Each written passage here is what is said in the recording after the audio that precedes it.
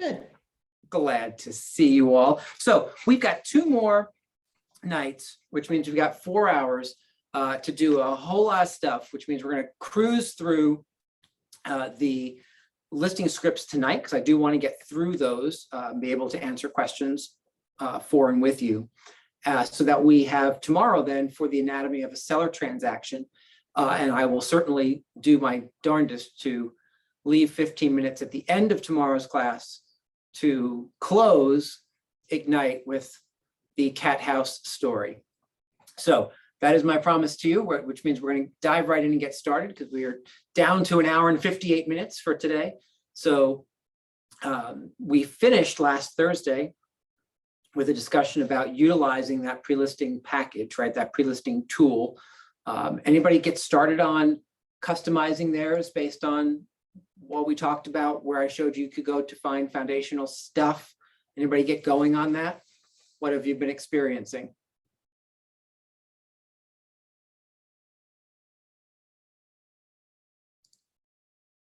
No, instead everyone ignored the fact that I said you should get started on that this weekend and chose to do something else.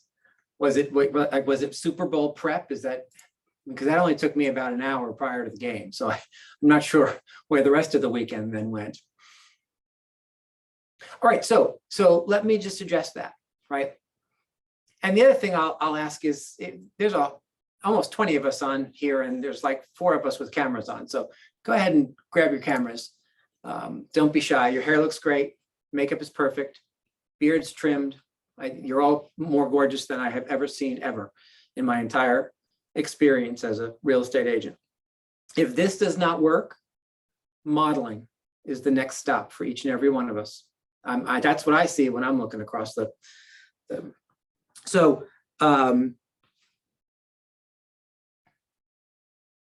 thank you, James. I appreciate that. And Joanne. See, so if your name starts with a J, please turn your cameras on. Next, we'll go to the M's. If your name starts with an M, please turn your cameras on. We'll just keep going. All right, so here's what I want to say about the pre-listing package. If you don't take working on that document really seriously and get that taken care of now, here's what starts to happen. And I can tell you this because it happened to me. I kind of toyed with it and thought, it's not all that important. I put it aside, and then I started to list property. And from my listings, I got buyers. And then I listed more property, more buyers, and my business started to take off. And then it was a real struggle to actually stop and go back and find the time to do the pre-listing package. Right? I did it, but it was way more complicated to kind of stop in the midst of a rise, stop that momentum to go back and build a tool that I should have built earlier. So use your opportunity right this very moment, prior to the spring launching itself. For those of you who are brand new in the business or relaunching prior to your own personal launch, just get serious about that pre-listing package and create one. It doesn't have to be brilliant. It just has to exist. Make the brilliant happen over time, right? A lot of us get stuck in the, I had an agent once, I'll tell you this quick story. I had an agent once who came to me and said, I'm just so upset. I ordered 1,000 postcards to send to my farm, and they're all wrong. I said, well, what do you mean they're all wrong? She said, well, these were like 400 a piece. I guess it was 1,200, 400 a piece for the next 3 quarters, the first 3 quarters of a year. And she said, well, look at the front of it. And I looked at the front of it and I read it and I thought, okay, I don't get it. Like, is this a trick question? She said, look at the bottom. I looked at the bottom. I thought, what is it you're talking about? She said, look underneath mine. There was her catchphrase was, I don't know, something with the word the in it. And I can't remember exactly what the catchphrase was. And they put 2 thes. It said, the best real estate agent in town, or something like that. And I said, you're kidding me. Like, who cares that there's 2 thes? So what? What's the difference? She thought everyone would notice that and not hire her because there was a typo on the postcard. So she took all the postcards and she threw them in the garbage.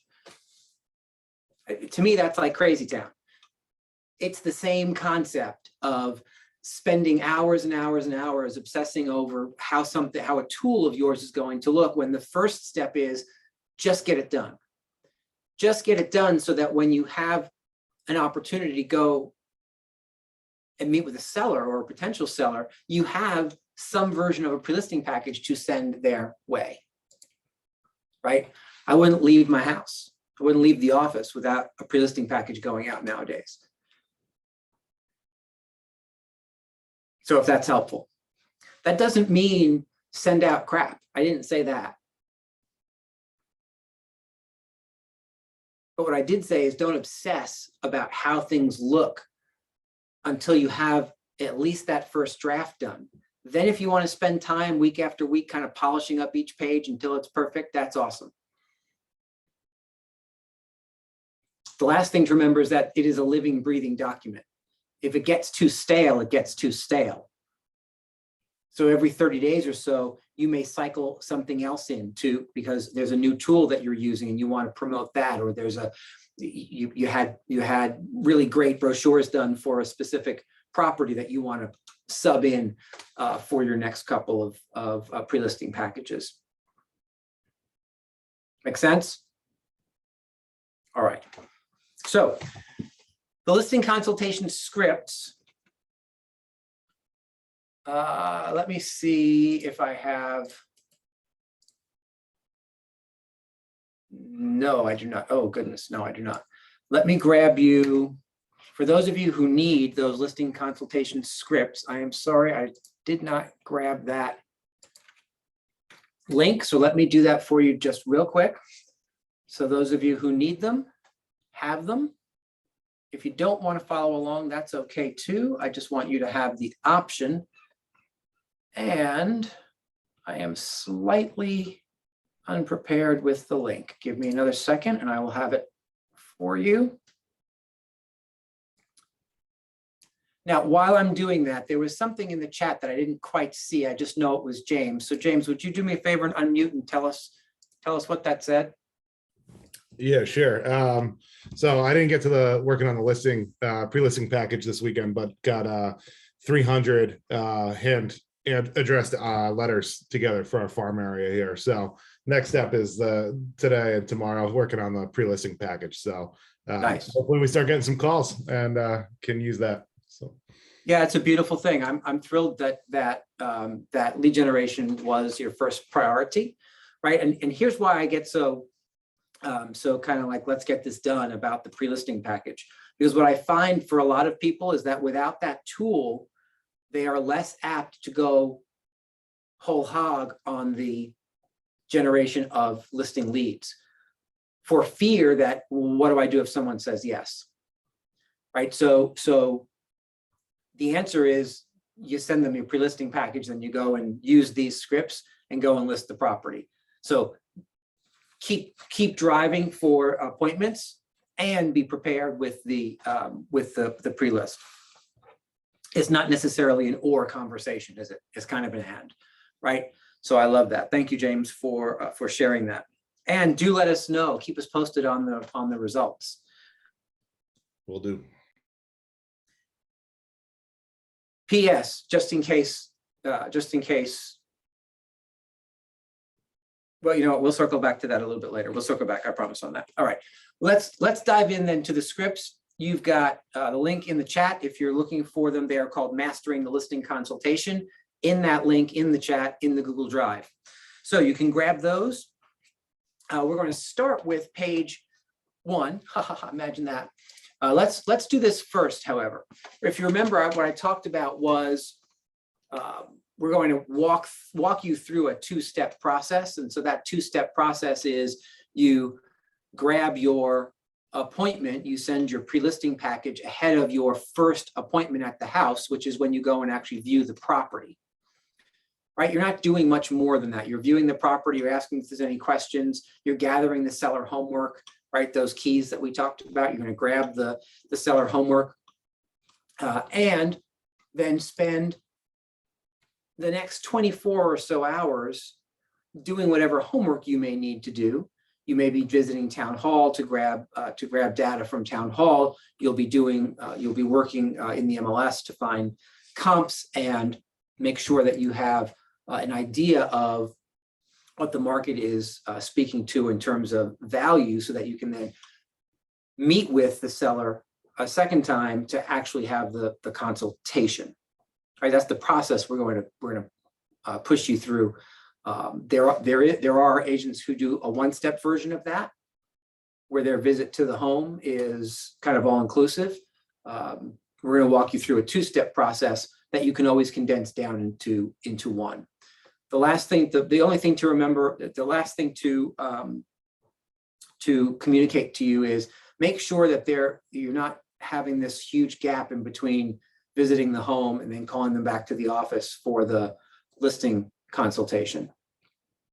Right? Too much time is too much time. 24 hours, maybe 48, if for some reason you can't schedule something in 24 hours, is plenty of time. You don't need, people oftentimes say to me, well, I have to do all this work to prepare for a listing. Guys, it's not a lot of work. It's a half hour of prep, right? That's it. If you're taking more than a half hour, you're doing something incorrectly, or you're doing things that you think are important that the seller does not, right? So just note that it's a 30-minute process to prep for a listing consultation. One of the things my coach recently asked me to ask myself is, for 2022, what is one thing that if you stopped doing it, nobody would notice? I thought, that's a great question. What is one thing that if you stopped doing it, nobody would notice? And if it takes you 3 hours to prepare for a listing appointment, right, there's probably some version of that in there, right? If you stopped doing most of that, no one would notice. If you just focused on the market stats and then had your appointment, you'd be just as effective, right? So just be careful that you're not going overboard with that prep work. And so if you remember, what I said was we're gonna pull them back into the office for that appointment. Why would we be pulling them back to the office? What are the benefits of pulling people back into the office for the listing consult? So they see a bigger picture that you're not by yourself. You do have other people in the office who will be part of the team and listing. Yeah, it's about validation, right? It's people can see that you're not working out of your car, and that there's actually a bricks and mortar version of you that exists with additional people, with some of the people that you might have put in your pre-listing package as members of your team, right? They may walk in and actually see some of those people, so they can actually see that the team is real, right? It legitimizes you. Yes, thank you, Brett. What else? Why else would you bring them to the office whenever possible? I guess it makes more of a business decision, kind of takes the emotion of the home ownership, like the home that their kids may have grown up in, out of it, and makes it more about the money they'll make on the sale. Yeah, James, that's so smart, because you're 100% right.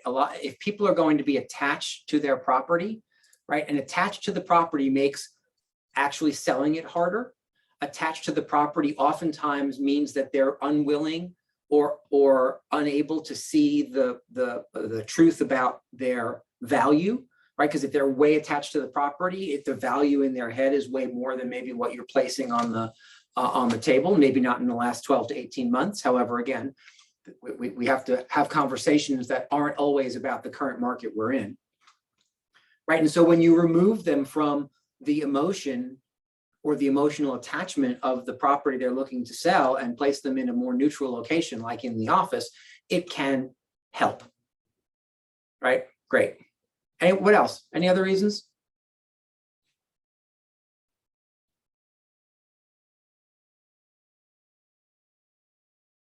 All right, I'll give you some. So you have help.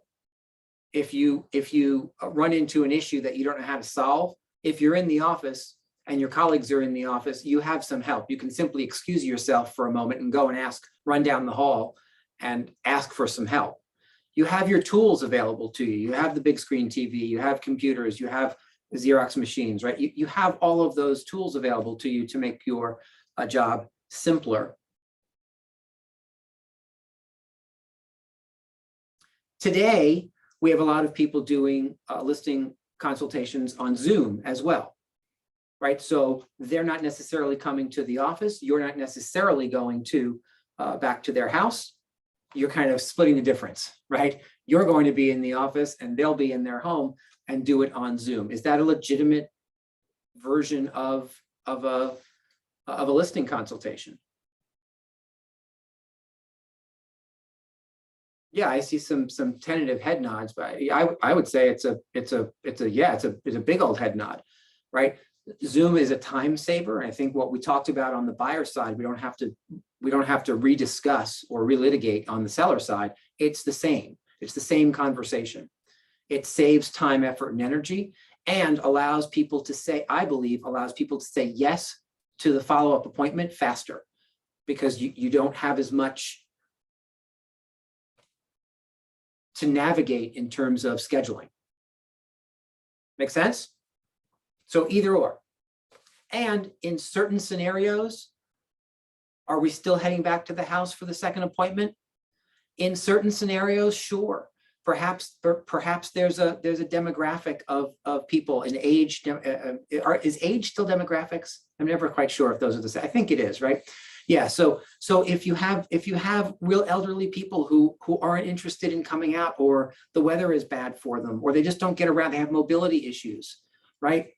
It may be easier for you to, and perhaps they're not tech savvy. So Zoom doesn't work. So there are certain opportunities that you'll still go to the house. I'm not saying ban it completely. However, when you can, bring them to you for all the reasons we talked about. And when it's helpful and available, utilize Zoom as another alternative. All right, so the one thing that we want to start you off with is page 1 of the listing consultation script, and that is confirming the appointment. And so this is going to happen the night before your scheduled consultation. Why would you schedule a confirmation call the night before? Why would you do that?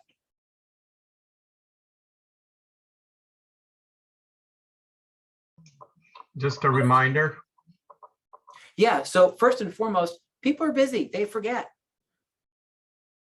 Right? They forget. I had someone stand me up this morning for an appointment.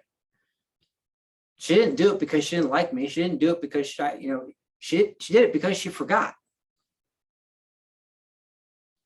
And what's interesting to me is that this was a coaching client of mine, and in my coaching business, I always send confirmation emails the night before.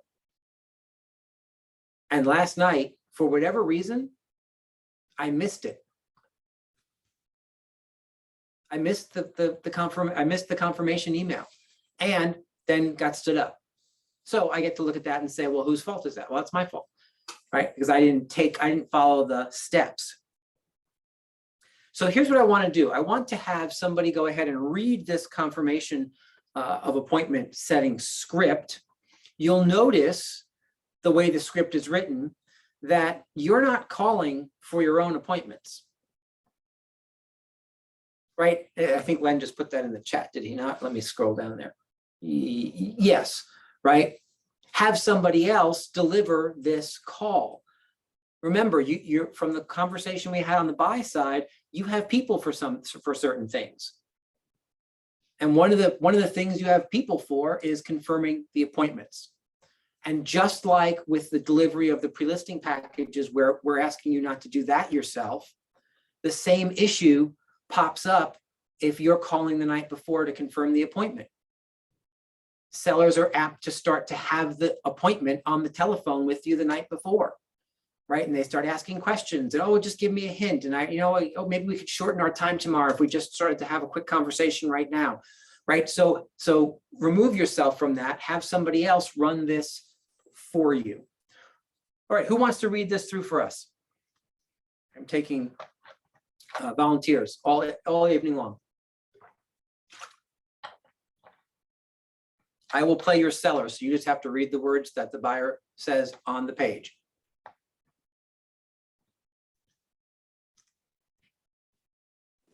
I'm happy to do it, Rick. I'm sorry, I'm dealing with my phone and whatnot. Can you tell me exactly what page it's on? I'm like The very ahead. first page, mastering the listing consultation. It says confirm the appointment. Yeah, hang on one sec. Sorry. Okay, you're gonna have to get to somebody else. I'm dealing with one arm. I broke my arm, if you can Oh, imagine. no, I'm so sorry Yeah. to hear that. Happy to help because I'm good at like reading scripts and stuff like that. But yeah, Yeah, no worries, no worries. turn to someone All right, else. Sorry. who's got it in front of them? Good morning, Rick. Hey, Oh, good morning. Good afternoon, Rick. Sorry.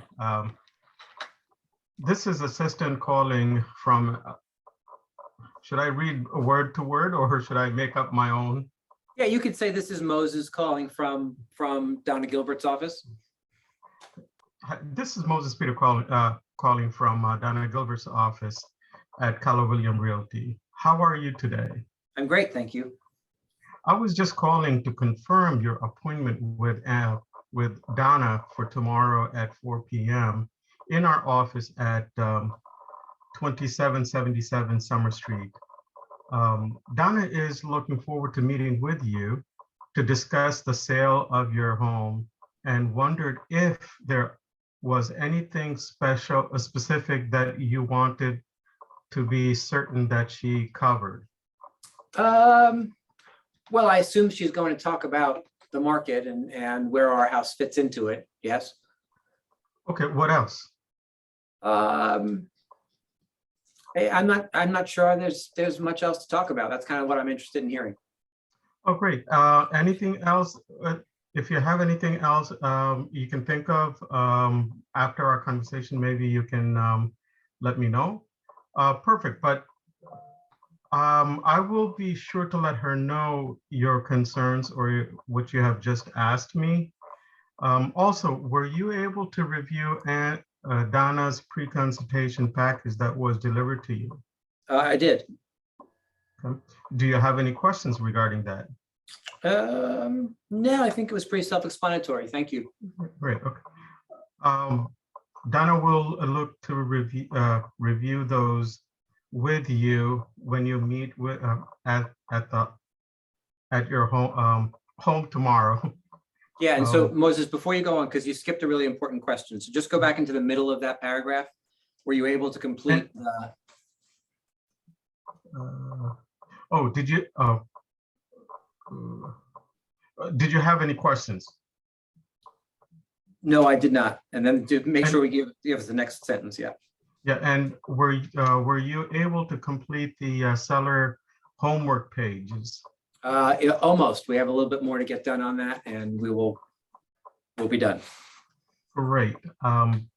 Donna will look to review those with you when you meet to list your home tomorrow. Great. Continue. Yep. Donna is excited to meet with you and looks forward to seeing you tomorrow at 4 p.m. In the meantime, if there is anything else that we can do for you, please do not hesitate to call. Have a great afternoon. Thanks, you too. Bye. Bye-bye. All righty. Thank you so much, Moses. I appreciate you going through that with us. What did you notice about that script? What were your ahas? What did you hear? Don't stutter. Well, so yes, so the person who is going to do that for you is going to practice it, right? You did just fine for having read it only the first time in front of a room full of people. Don't Don't judge yourself. So so you're going to want to make sure that the person who's doing that, right, has rehearsed that a couple of times and knows how it flows, right? Every time you read something out loud the first time, it's choppy. So you want to make sure that it's practiced. What else? What else did you hear? What'd you notice? There was pre-qualification going on, making sure that they had actually read the package, and that if they had any particular questions or concerns, that those were going to be expressed up front. So you might be able to do some additional preparation, or at least know what's really top of mind for them. Yeah, I love that, Patricia, and that's exactly right. We want to understand exactly what the hot buttons are, right? In step 3, we're going to go through that yet again once they're actually in person with us. However, ahead of time, we want to know what's on their mind, right? We make the assumption that we know what's on their mind, but without asking the question, you don't really know exactly what's on their mind. What else? I saw reiterating that, Donna is excited to meet with them, and you're there for them if they have anything else they need or have any other questions. Yeah, so you're laying out a safety net, right, of communication. What else? Reminder about the homework. Yeah, right. The reminder about the pre-consult package and the homework is really, really important, because what you'll find is that as you deliver these pre-listing packages, sometimes they get read and sometimes they get set aside on the dining room table, and the other stuff like the mail gets put on top of them and people forget. So the other reason that you're confirming the night before is they've received that pre-consultation package. You want to make sure that they've gone through it, or else it doesn't do you any good. It doesn't pre-sell you and save you time if it just gets delivered and set aside. The other thing is the seller homework that's in there is an important step in the process. It's also an important assumptive close that if they miss it, you're a half step behind. So you want to make sure you're driving them to that seller homework. What you'll find is that when you ask that question, almost always you'll get, yes, we've addressed it, we've done it, we're getting there. And what that is usually is a lie, right? Normally it's like, oh my goodness, honey, is there some package or something that was delivered here? Because apparently she's going to look tomorrow to see if we did some of this homework or something, right? And then there's some movement forward on that. But that's the whole point of the confirmation call. What else? There's something really important that you missed, and I want to make sure that we get it. Go ahead, Donna. So the next line is important. Donna will look to review that with you when you meet to list your home tomorrow. Yeah. You notice how that's another assumptive close? It doesn't say Donna will look to review those with you when she meets with you to talk about your price, or to talk about listing your home. No. We're not meeting to do any of that. We're meeting to list the property tomorrow, right? We're sending a message the night before that when when there's this meeting, the assumed outcome is Donna's listing the house. Make sense? So just like with the pre-listing package, find someone who's going to be doing this for you. If it's not someone that you pay, maybe it's someone that you live with. Maybe it's a spouse or an adult child, or somebody who has the time to get this done for you. And if not, barter with each other. Right? I'm going to use Carly to make my appointment confirmations, and Carly's going to call and vice versa. I forget which way I said I was going to do that, right? But we find each other and we just do that for each other. Questions on the confirmation of the appointment? Right, don't second guess confirming appointments. Trust me when I tell you, you have better things to do with your time than get stood up. You can, if they're going to cancel the appointment with you the night before, and oh, by the way, when Moses calls on my behalf and they say, oh yeah, we actually think we have to cancel that tomorrow, Moses says, oh my goodness, I'm so sorry to hear that. You know what, let me do this. Let me get Rick to give you a quick call back right away. Don't go anywhere. He hangs up, he texts or calls me and says they're looking to cancel the appointment. Great. He doesn't have to go through, oh, what's happening? When should we reschedule? Nope. Right. Moses isn't, he's not my executive assistant. He's just doing me a favor and confirming the appointment. If someone's going to look to cancel an appointment, I want in on that ASAP. I want to have a conversation. Hey, what's going on? Because it could be, oh, you know what? So my neighbor decided to buy the house from us directly since you were here. Or my cousin called and I forgot that, you know, she's a realtor. And so we're gonna have to list it with them. Well, now I can objection handle through some of that and keep the appointment.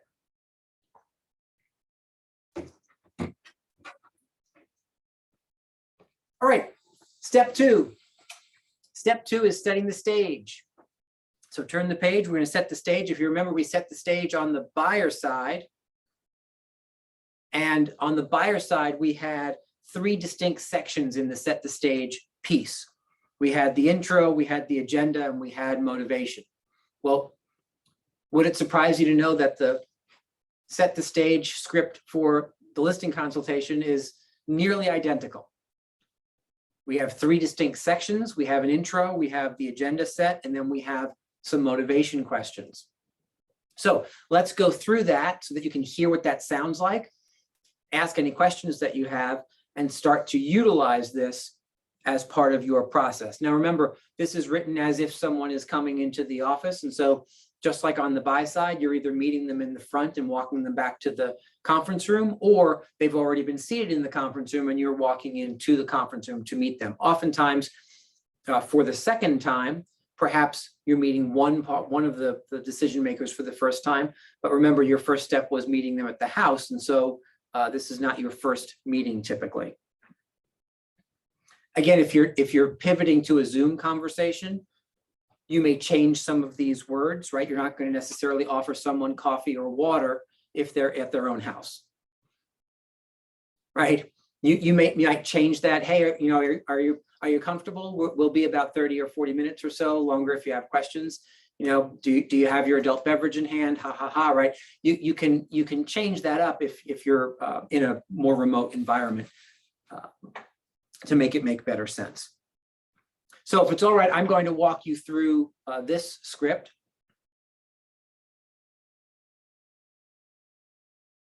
And someone just needs to be my seller. Go ahead, Donna. I'm good. Okay, I'll be the seller. Great, thank you.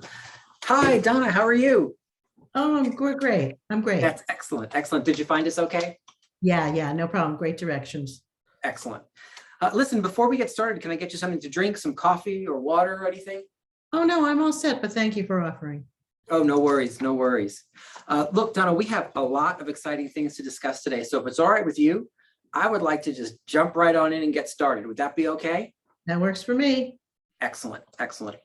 So, Donna, I have a great deal of respect for the investment of your time. In fact, we have only 3 goals for today. 1, we're going to review your motivation to sell this house now and agree on a price that will cause it to sell. 2, we're going to take a moment and answer any questions that you may have.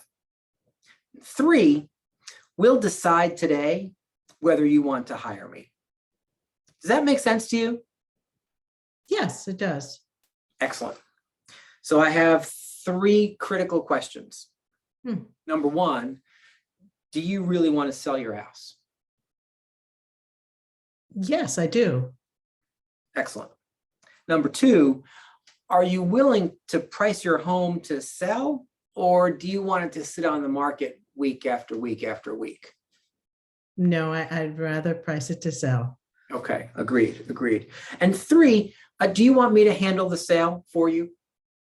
Well, I think that's what we're here to determine. Excellent. Well, very good. With that,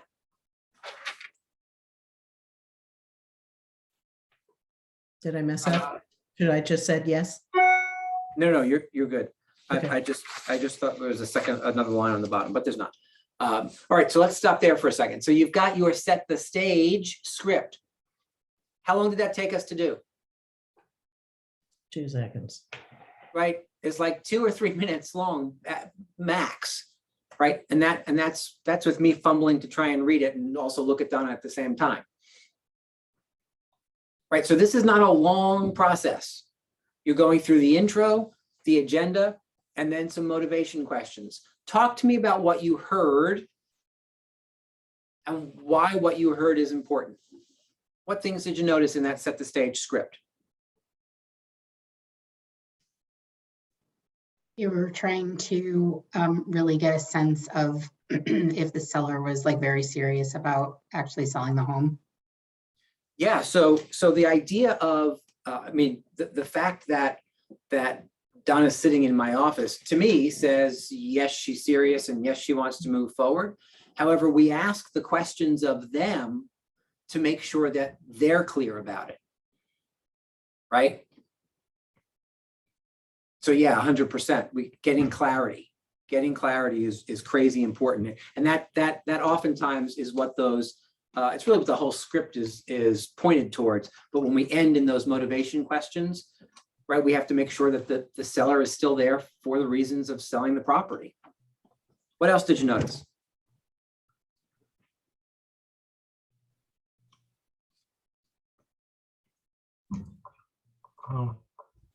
Making sure that they understand they want to sell it, but sell it, that the price is going to be set to sell, not to sit in market. Yeah, right. So they've made a choice that they're committed to getting this right so that they get the desired result. We are setting expectations from the minute they walk in the door about market conditions and the positioning that they're going to choose shortly, so that it all points in the same direction.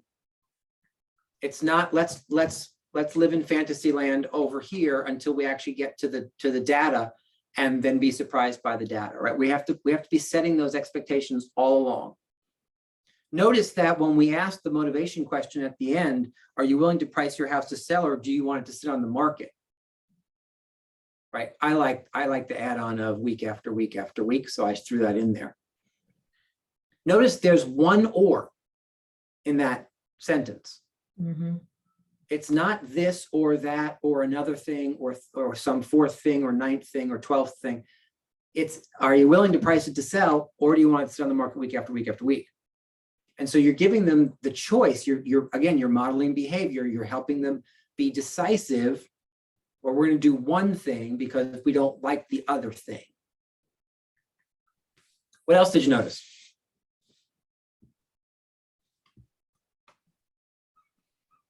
It's again, it's the presumptive clause is there. We're going to decide in this meeting, right? Like whether or not you're going to sell it and if you're going to hire me to do it.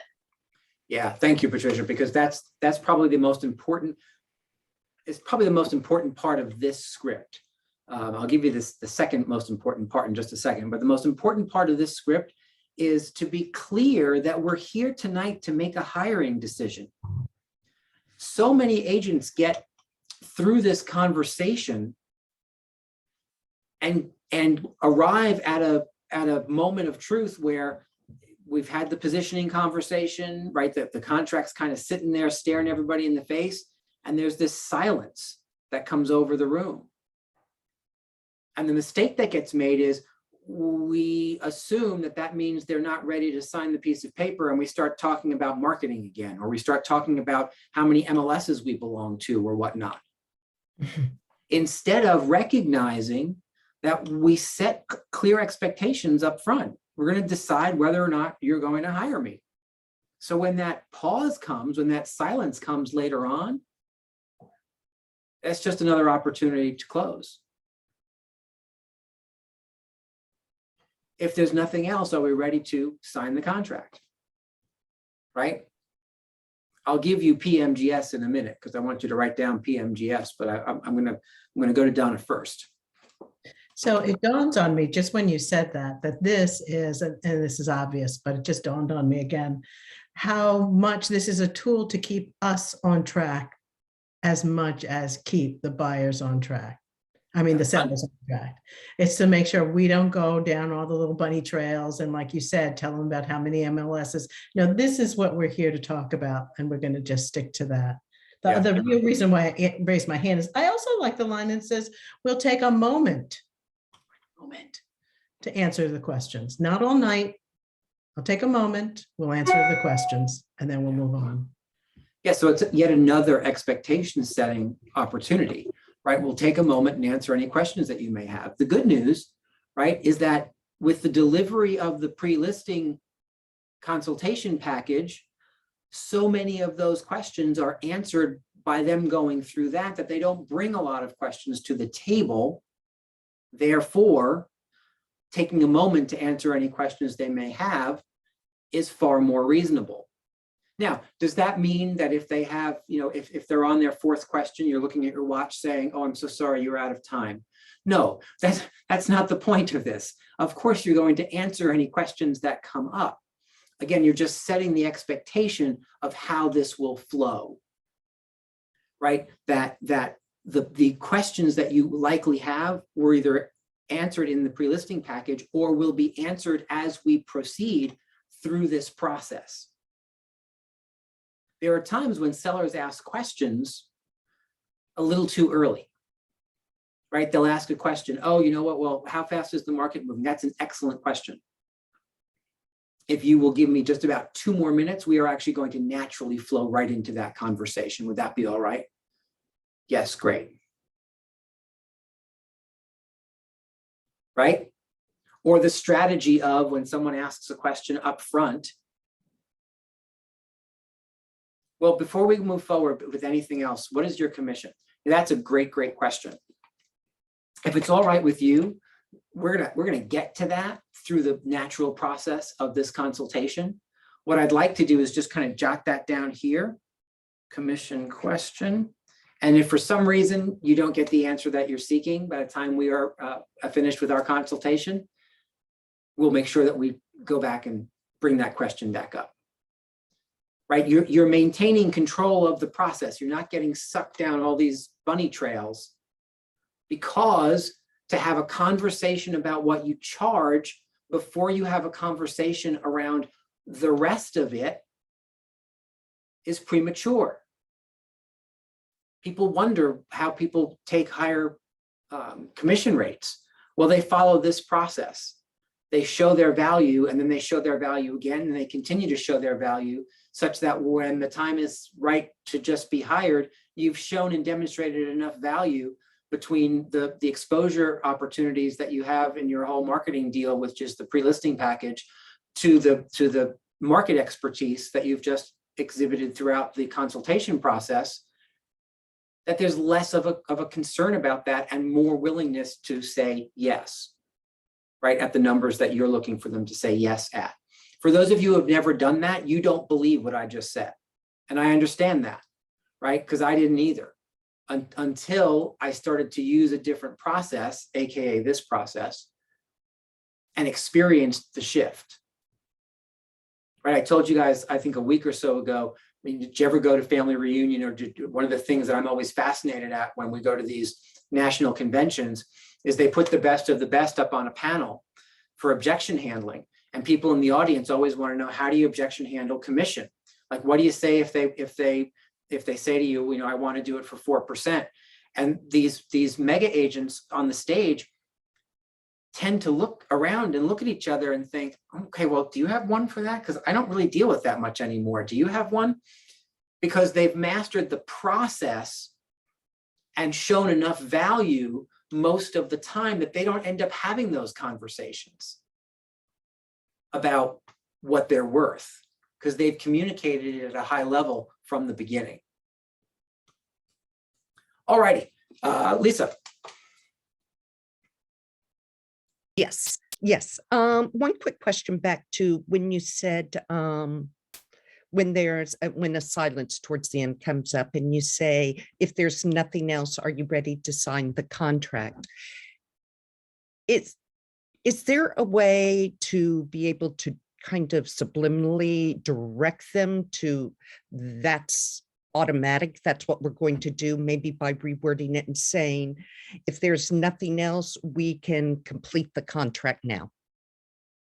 So we don't kind of make them panic at the word sign, and we're not really giving them a choice for them to say no, or I'm not ready, or I want to think about it. Well, so Sure. I mean, you could change up some of those words if you so chose. I'm not sure it's necessary. I don't know that I've ever had someone, when the moment is appropriate for the close, and I don't mean when the moment is appropriate for me, I mean when the moment is appropriate for the client to Right. to run in the opposite direction for the word sign, because they know they have to sign a piece of paper. See, to me, treating people other than adult business people, I think can backfire on you. And so as adult business people, we have a contract that we need to get signed. And so I'm just going to ask them to sign it. I'd rather be far clearer than muddy it up. However, let me give you PMGS, right? Because PMGS are the closes that I want you to memorize. And the close, that there are 4 different endings to the same initial conversation. And I'll put them in the chat.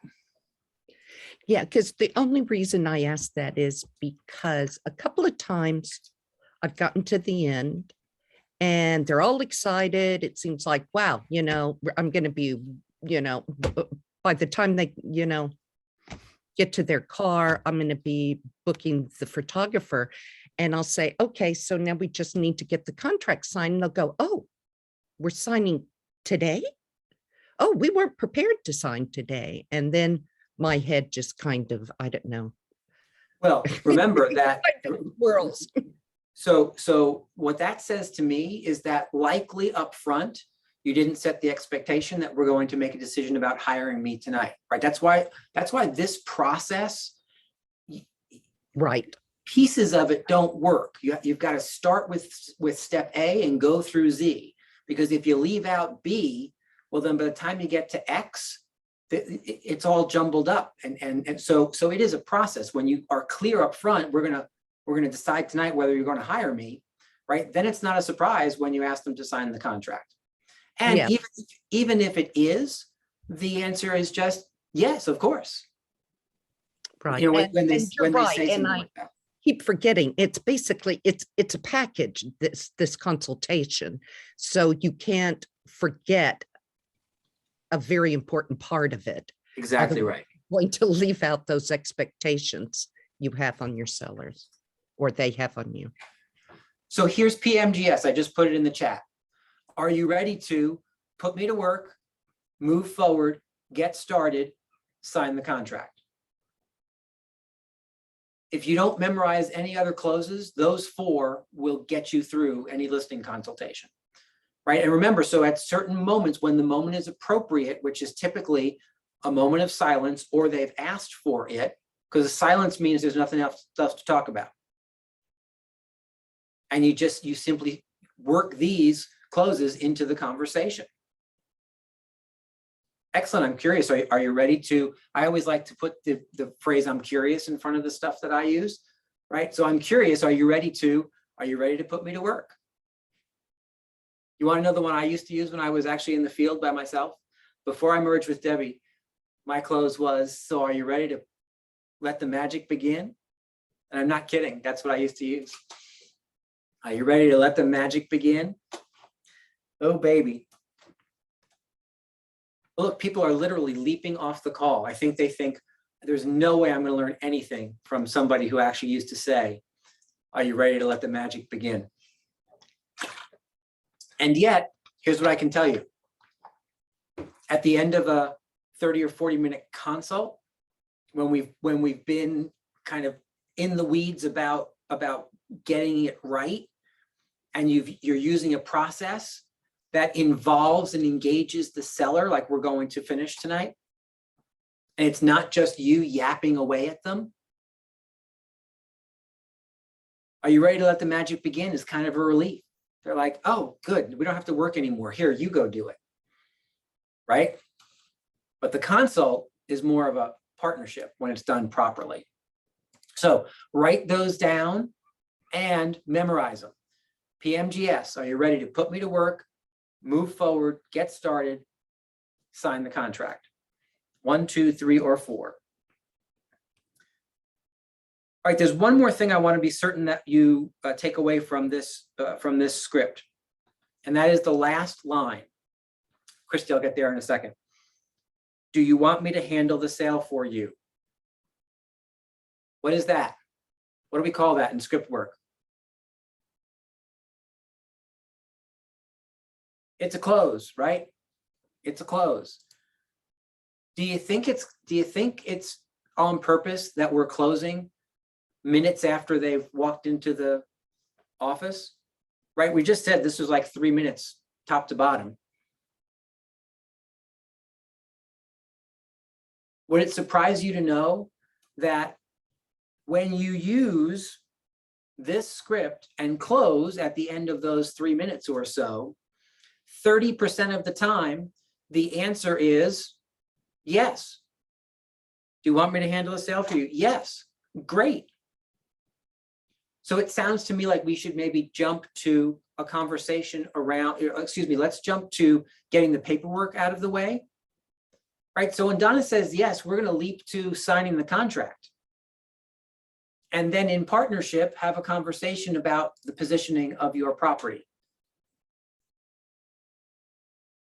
30% of the time, 3 times out of 10, when you ask that question, the answer is yes, or the answer is, yeah, of course. Or like, what, like, why else do you think we're here? And so do you see, by not asking that question right up front, you could be sitting going through all this stuff that you don't have to go through. The sellers don't want to have to hear it. You don't want to necessarily have to spend the time, right? You jump to, that doesn't mean we won't hit these pieces, but we're going to do them out of order. Because they just said, yes, we'd like you to handle the sale. Great. Here's the contract that allows me to do that. Let's go through it. You're going to sign there. I'm going to sign here. And then let's take a moment and work through some market conditions to figure out the best positioning for your property. Real estate agents are so programmed that they have to have a conversation about the price before they sign a listing contract. Guys, you've got to flush that. You've got to move away from that. Sometimes do we have a conversation around market conditions and the positioning of the house prior to being hired? Yes, sometimes that happens.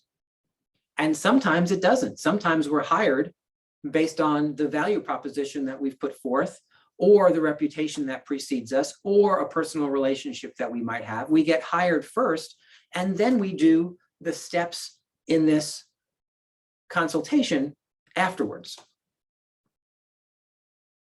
Does that make sense? Are you okay being flexible there? Say yes. The answer is yes. Some of you look very doubtful. I'm going to ask you to trust me on it. Don't trust me. There are people on this call who do this all the time, who will tell you that that flexibility allows them to take more listings faster, right? Christy.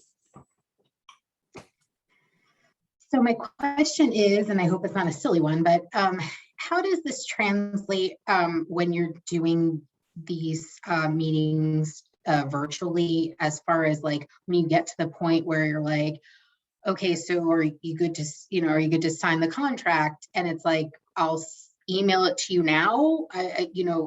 How does that work? Yeah, so great question. So you're going to utilize DocuSign for that, right? You're going to utilize DocuSign. You're going to have the contract. If you're doing a Zoom consult, you're going to have the contract all filled out and ready to launch on DocuSign, so that all you do at that moment in time when they say, yeah, let's get it done, is you share your screen. I'll just pick anything I have open here. What's this? You share your screen, you push the button. DocuSign has now sent it to them. Your DocuSign is going to be open on your screen. They'll receive it. You can go through the contract together on the screen.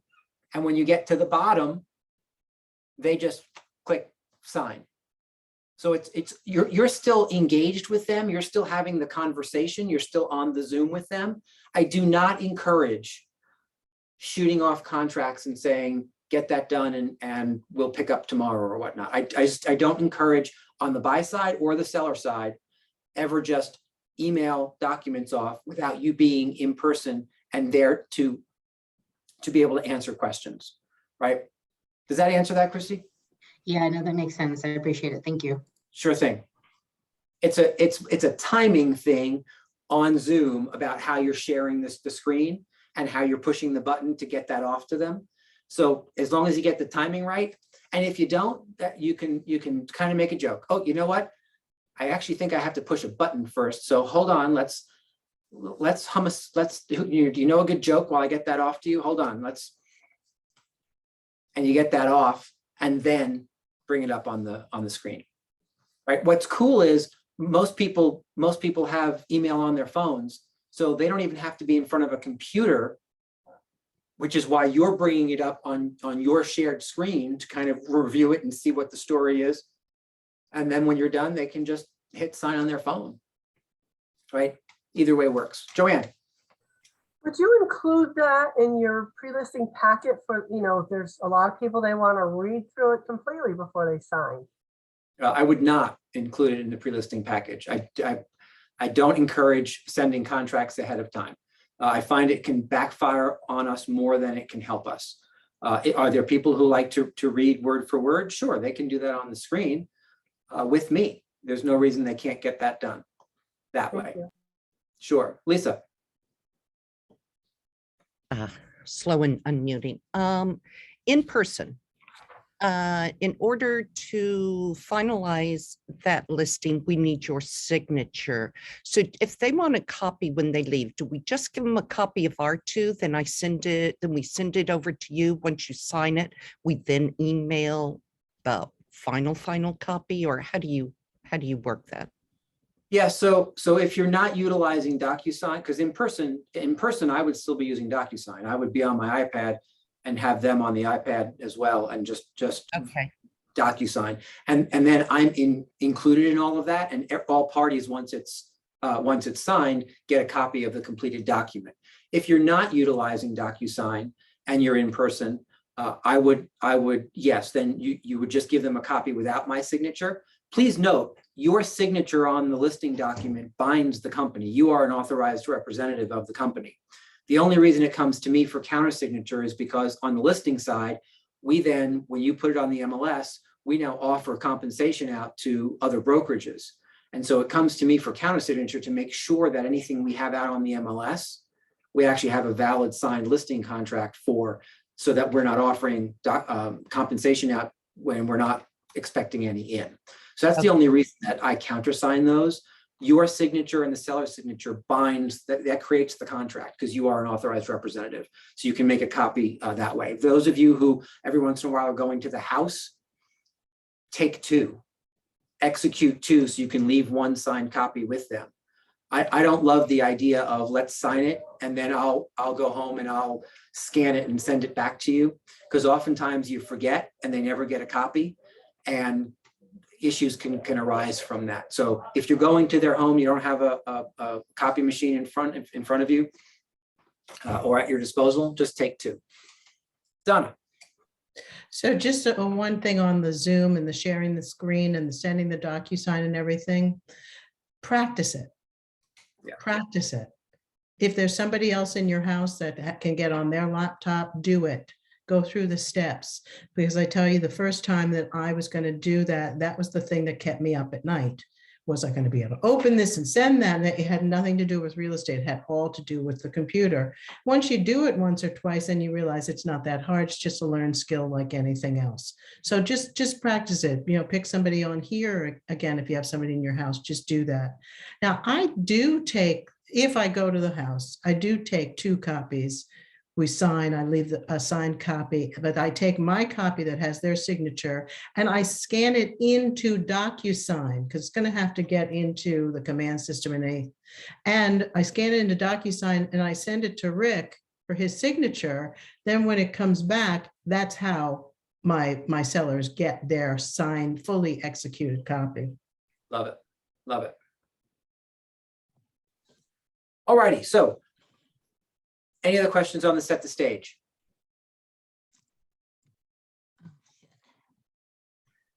Where is it? Nope. Jane? Yes, hi, oops. Hi. Am I unmuted, unmuted? You are. Okay, because I'm not on the picture. Oh, it had to do with what Donna just said. So I was here waiting for that. What did she just say? Oh, gosh. DocuSign. I Oh, also- yes, thank you. Oh, yeah, thank you, thank you. So Rick, you sign it before the client, or the client signs it first? Sorry about that. Yeah, no worries. It's a great question. I sign everything last. When in doubt, send it to Thank me you. last. Okay, thank you. Yeah, that's listing contracts, it's dual agency forms, it's Yes. referral agreement. I always sign last. And the reason I make it a policy to sign last Uh-huh. is to make sure that I get the last word to protect you. If people are changing things, I want to Yes. see that before we execute on that side. So I Yeah, just makes ask sense. always to be last. Yeah, Thank you much. you're welcome. All right, so moving from setting the stage, right? You've just asked, now, sometimes, right? When you say, are you looking to would you like me to handle the sale for you? They say something more like, well, you know what, that's a great question. I appreciate, the question. However, I'm not sure, right? Or I think Donna said, I think that's what we're here to determine, right? So we're gonna go through a process. If you don't just get a yes, and 7 out of 10 times you won't just get a yes on that, then you say great and you just move forward, right? You don't have to take it personally. It's just a simple question. Are they a yes or are they a no at this moment in time? You're just kind of taking the temperature of where you're at. Don't skip it, however, because then you will throw away your 30% of the time being able to jump to the contract and then move into a conversation about pricing. The next step is explaining the difference between fiduciary and functionary, or an agent versus a consultant. This is two big paragraphs. I will tell you that a lot of your colleagues have moved to a more bullet pointed version of this instead of memorizing these two paragraphs. To that, what I want you to do is I want you to read these tonight. Read these two paragraphs, right? Because you need to know the difference between a fiduciary and a functionary, or an agent versus a consultant versus just a functionary. They are two different things. And when you read these descriptions, it's pretty clear the difference, right? And so homework tonight is read these two paragraphs and just highlight the words that describe a fiduciary that you feel are important. Because there's a lot of words in that paragraph about the fiduciary that, man, oh man, that's who I want working for me, versus the far less powerful words in the functionary, right? So go ahead and read those two things tonight.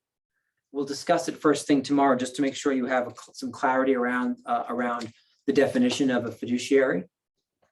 But let's move to the next step, which is the needs analysis. Now, if you remember, on the buyer side, we completed a needs analysis, right? This is similar and yet not the same. Similar, not the same. So here's what I'm going to do. I'm going to, Donna, would you play my seller again? Yes. Thank you. What I'm going to do is I'm going to demonstrate running through this needs analysis with Donna as the seller. We will follow the script for the most part. Listen to how this goes down, and then we'll talk about why it's crazy important and what the point of it actually is. All right, so Donna, on a scale of 1 to 10, with 10 being very desirable and 1 being not so desirable at all, what one thing would need to happen to make the sale of your property a real 10? I'd like to get it done quickly. Quickly, got it. Donna, would you do me a favor? Could you quantify quickly for me? Well, I've seen some houses. It looks like they're getting sold in like a week, definitely less than 10 days. Got it. Got it. So that week to 10 day time period would be ideal for you. It would. It definitely would. Could you tell me a little bit more about that? Why is that important to you? Well, I don't know if you can hear in the background, I have dogs. And, the management and moving and showings and keeping the house just pristine the way I want it to be when it's shown. I mean, that takes a lot of work and I work a full-time job and I just like it to be done so we can move on to our next place. Got it. Got it. So what I'm hearing you say, Donna, is there's a level of convenience with a faster sale that is very appealing to you. Is that correct? That is correct, yes. Got it. Thank you for sharing that. And so now if we added a second item, right, to that list, if there was a number 2 that would make your experience a real 10, what would a second thing be? Well, this may not seem like it's really important, but if I could have some pre-warning for when the showing's going to be, if I had some time before people just show up for all the other reasons I mentioned. Got it. So time on showings. Donna, would you do me a favor? Would you quantify that for me as well? What kind of time are we looking at? Oh, do you think I could get 2 hours? 2 hours? And tell me, just so we're clear, why is that 2 hours important to you? Well, I do want to get, the kids out of the house and run the Swiffer around a little bit, fluff up the towels. I want people to see the house the way I love it, just, in its proper condition. Got it. So what I'm hearing you say is that level of importance has everything to do with the way you want buyers to experience your property when they see it. Exactly. Excellent. And it's your thought that 2 hours in terms of a showing notice would give you enough time to do that? I think so. Got it. That's Excellent. feeding time at the zoo. Thank you. Yeah, that's no worries. So just PS, guys, sometimes when you're on a Zoom with a particular client, the dogs bark, right? And so this is just one of those real life scenarios where sometimes the dogs bark and you say, hey, it's no worries, right? And the fact that Donna is using the dogs in the role play to have a conversation around the things that are important to her, right? It just makes it more real life. All right, so Donna, if you could quiet those freaking dogs down. No.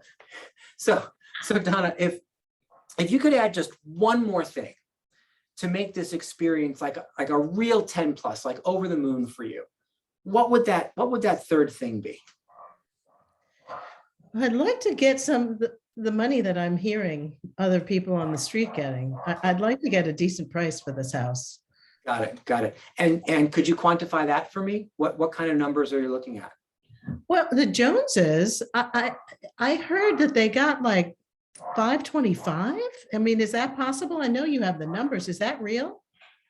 If it is, that is what I would love to get around that number. Got it. And tell me why that number is important to you. Well, it gives me a lot more equity I can take out of this house to put into the next house. Okay, got it.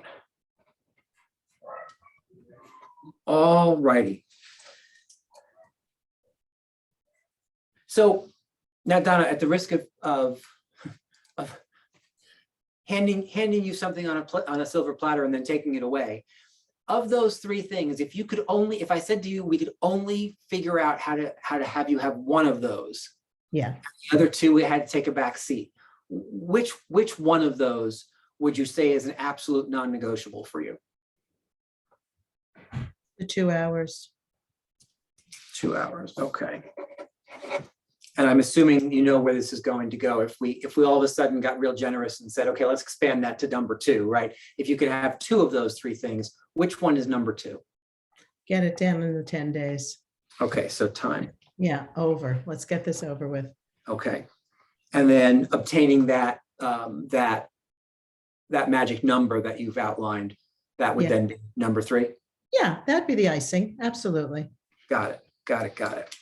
So awesome. I so appreciate you taking the time to explain that to me. And what you've just told me is the most important thing about the sale with regards to the sale of your home is, number 1, making sure that we set up showings such that you have a minimum of 2 hours of notice prior to each showing. Number 2, to facilitate a sale in that 7 to 10 day period or less, knowing that that's a level of convenience that you'd like to have.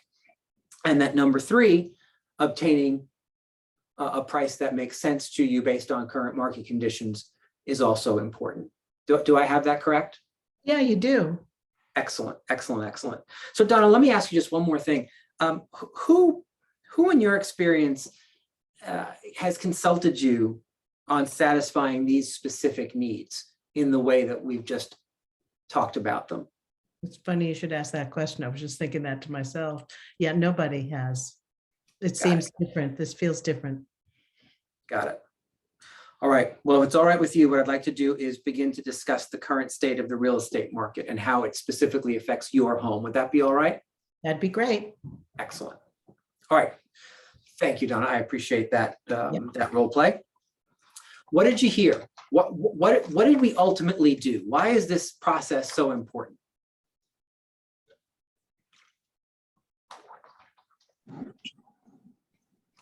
Barbara. You make the client, sorry. Nope, go ahead.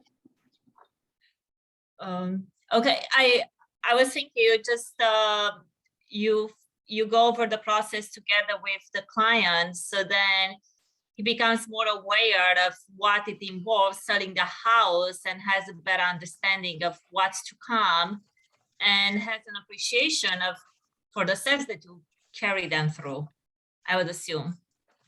Yeah, so there's a bit of expectation setting going on, right? Right, we're looking ahead and setting certain expectations. Yeah, absolutely.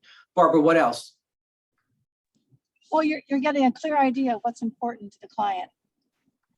Yeah, and clear is the key word in that. Well, there's a couple of keywords: clear, important, client. Right, are probably the 3 keywords in that statement that Barbara just made. Clarity for you and clarity for them. Right. What else, Joanne? I like the way that you reiterated everything she said to solidify what she was saying. And also I noted how you wrote things down. Yeah. And so 2 really good pickups. The first, that process of once, if you notice what happened, Donna gave me the 3 as I asked her. I then asked her to prioritize them. Did they change from the way that she gave them to me? They did. And I will tell you, when you start to do this more and more with people, you'll find that the first thing that comes out of their mouth, oftentimes when they really sit and go through what's really important to them, and then you ask them to prioritize them, they shift around, right? They shift around. We make the assumption that everyone wants the highest price, and that's their most important thing. Think about the mistake that you make if you don't stop and ask these questions and just assume that money is the motivating factor. In this scenario, as a listing agent, I would have missed 2 really important items for Donna, and that was convenience and time. Right? By repeating everything at the end, it sends a very clear message to the seller that you did what? Listen. You listened. That's exactly right. Right? What they said was important to you. The idea of writing things down, even if you have a photographic or an audiographic, whatever memory, right? I don't think that's really a word. However, right, if you have a brilliant memory and can just remember everything, I still want to encourage you to write things down because it makes people feel important. The fact that you've asked a question, they've responded, and you found it compelling enough to take pen to paper, it also shows them that you are unwilling to get things wrong, that you want to be certain that what they have said is noted so that you can't screw it up later on. So many different nonverbal cues that come from all of that. Crazy important. Remember, we're always modeling behavior. So now the seller's thinking, wow, if he is so intent on what I'm saying now, how is that going to benefit me moving on? If he's so detail oriented now, how is that going to benefit me moving on? Right? Go ahead, Donna. And that's the beginning of the building of the trust, Yeah. which is So- what defines a consultant from a salesperson. Yeah. Building trust, you're collaborating, we're in partnership. I need to know, I know I have the skills, the talent, all that kind of jazz, but I need to know what's important to you so I can make sure that you get your individual experience. Absolutely. Any other questions on the needs analysis?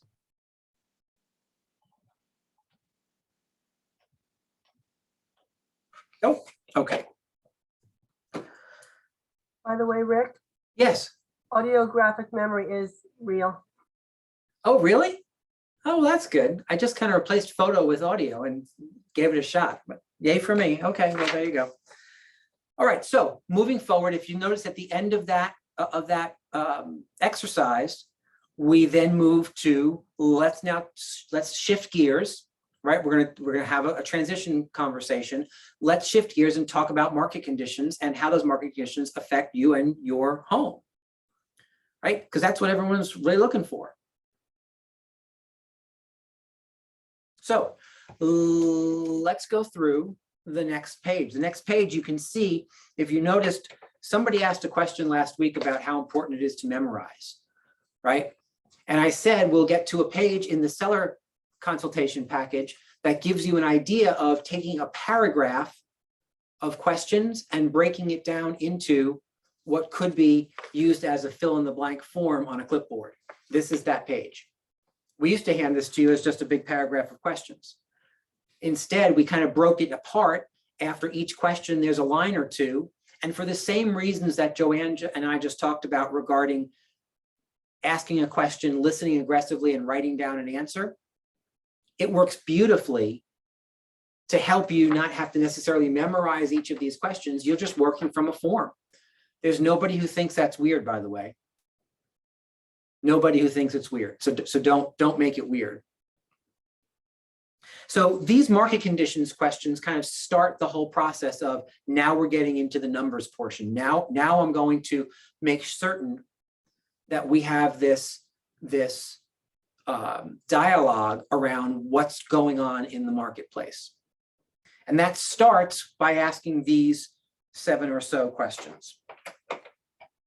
And so if it's all right, I'm just going to run through these questions. You can kind of listen to the answers in your head, but I'm just going to run through the questions with you, then we're going to talk about them. So Mr. and Mrs. Seller, before we get into the facts that I have prepared for you to review, I am curious to know, what is it that you've heard or seen recently about the housing and financial market? Interesting. Can you talk about that a little bit? What specifically have you heard? Got it. And where did you hear that news? And was the information that you're speaking of more national in scope, or was it local? How do you believe these realities might affect you and your property? Okay. Any other thoughts on current market conditions before we press forward? And lastly, do you have any specific questions about the market that we can be sure to cover? So what do you hear in that line of questioning? In the interest of time, I didn't actually do it as a role play with answers. What did you hear about that line of questioning? Go ahead, Barbara. You're getting an idea maybe about what their idea of the price should be, and why it should be that price.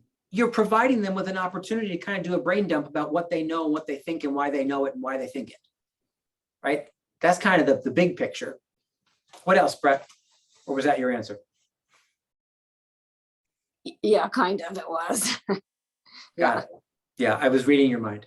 Or where they're getting their information from. Oh, did your neighbors or the people down the street, got, so much money for their house and they all get on the bandwagon, you know what I mean? Yeah, where people get information is important. Sometimes they hear things on the news. Well, again, was it national or local in scope? If they're talking about the housing market across the country, or they're talking about the housing market in California or in Boston, Well, sometimes we have the same housing market and sometimes we have a very different housing market than where somebody else may hear information from. So helping people get clarity around what they know and why they know it, and allowing a bit of a brain dump about things that are important to them, what they've heard, why they think these issues or how they believe these issues are going to affect them. Crazy important. You'd be amazed how many different types of answers you get to these questions. Sometimes when the market is moving very slowly, people have it in their minds that the market is moving very swiftly and they want to make all this money.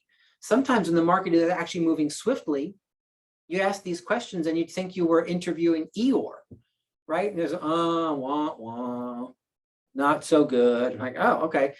And do you see how it gives you an idea of how the rest of the conversation may go? You may have really good news to share with somebody. You may have less stellar news to share with somebody, but until you know where they're at, you don't know exactly what that give and take is going to be and how you may need to adapt how you deliver the information that you're about to go to. Yes, Donna. You're also starting to make them work a little bit. This Yeah. isn't just you showing up and saying, ta-da, here's what it's going to be. No, they've got to participate. They've got to lean in. They've got to really, go in their brain, come up with some answers, and you'll see it gets better. Yeah, and you know what? Thank you so much for saying that, because it's a really important point, right? This is now exercise number 2 or 3, depending on how you view setting the stage, right? Because you've already asked some questions that they had to answer. Then you went through the needs analysis, which was all about them answering questions. And now you're asking just 7 questions in a row. So this is not your father's Oldsmobile, right?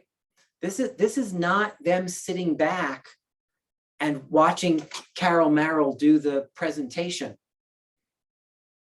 right? It's why you'll never hear me call this a listing presentation, because it's not that. We're not presenting anything. It is a listing consultation.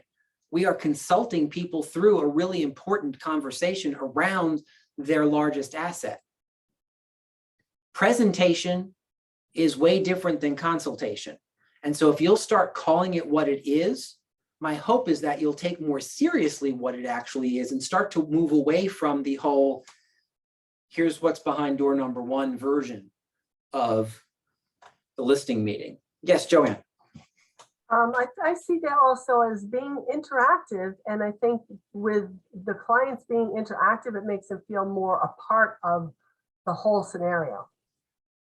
Yeah, 100%, gold star on that one. And here's the thing. I want you to remember something.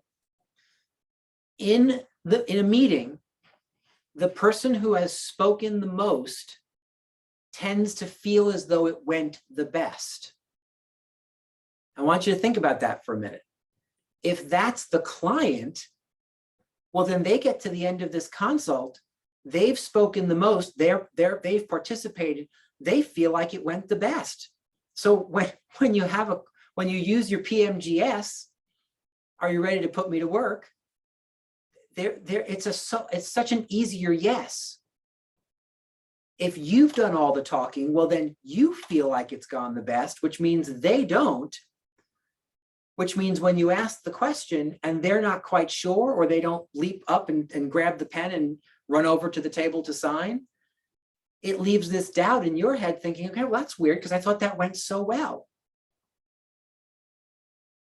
Right? You see how that works? So by you being in the driver's seat of asking questions and engaging them, engaging their brains, here's the other thing I want you to remember. If in fact you are in competition, this process sets you apart like nobody's business. Because I can tell you from experience, your competitors are not doing things this way. Far too many of them are still going through the old CMA process of, let me tell you all the things that I know. Let me tell you how wonderful I am. Let me tell you how wonderful my company is. Let me show you some of my awards. Let me tell you all the different places we're going to market your property.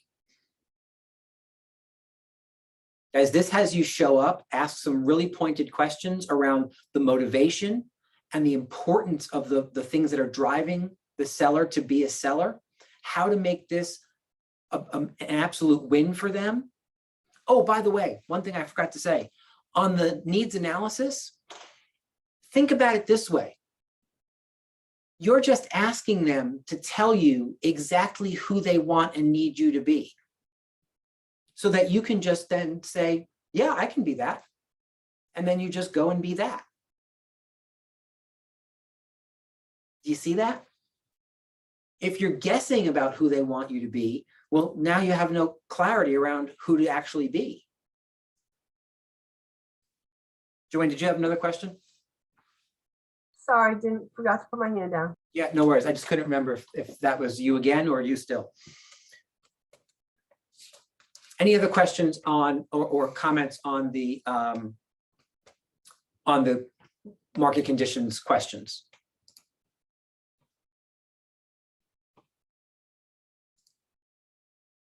All right, so let's keep moving.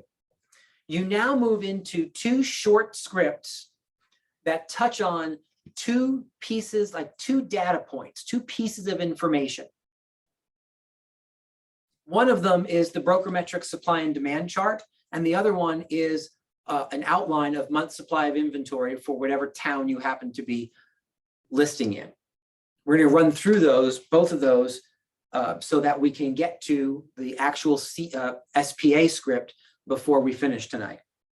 So I'm going to pop on the screen for you what the brokermetric supply and demand chart looks like. If you don't know where to get this, I will host another class as soon as we're back from family reunion to show you exactly where to go to get this brokermetrics chart.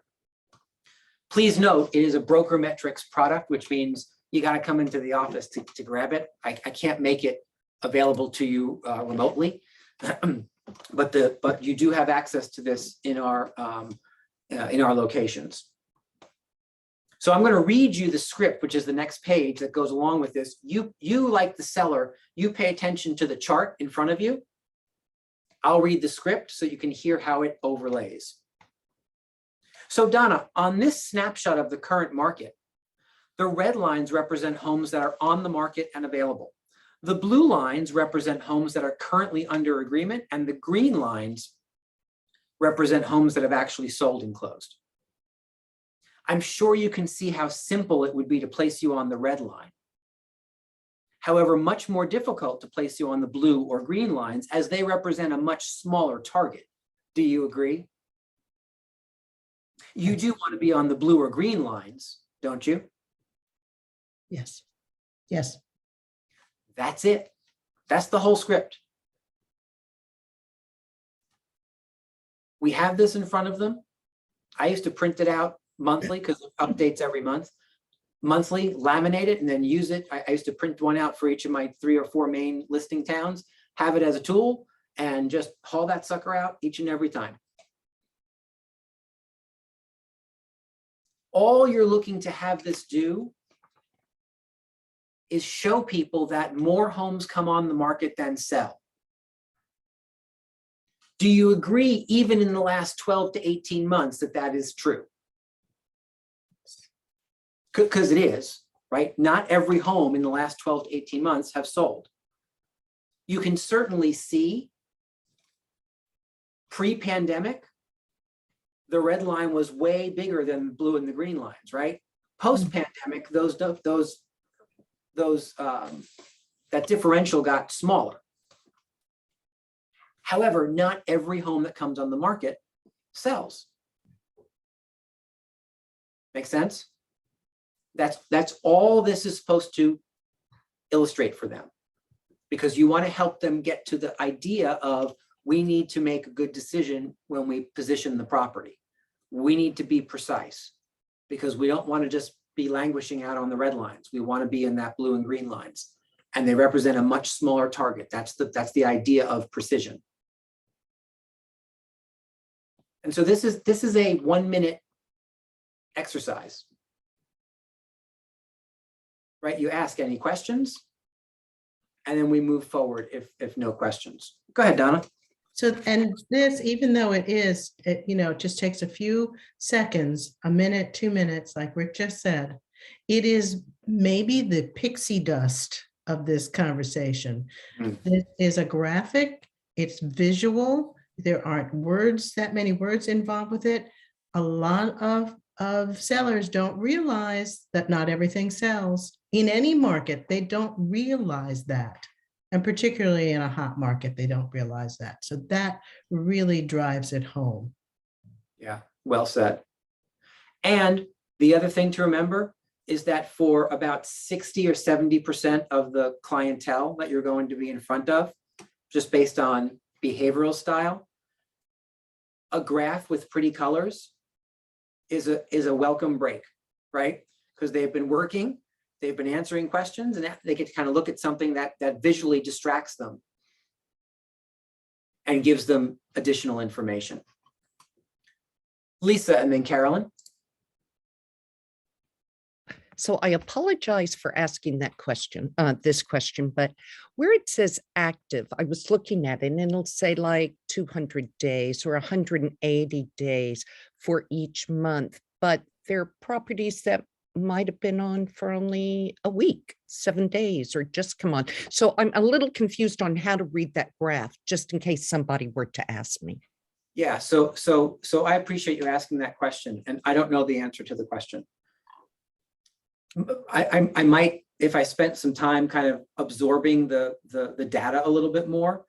And here's why I don't know the answer to the question, because for me, that's not a relevant question. And so if the seller asks that question, the answer is, you know what, that's a great question.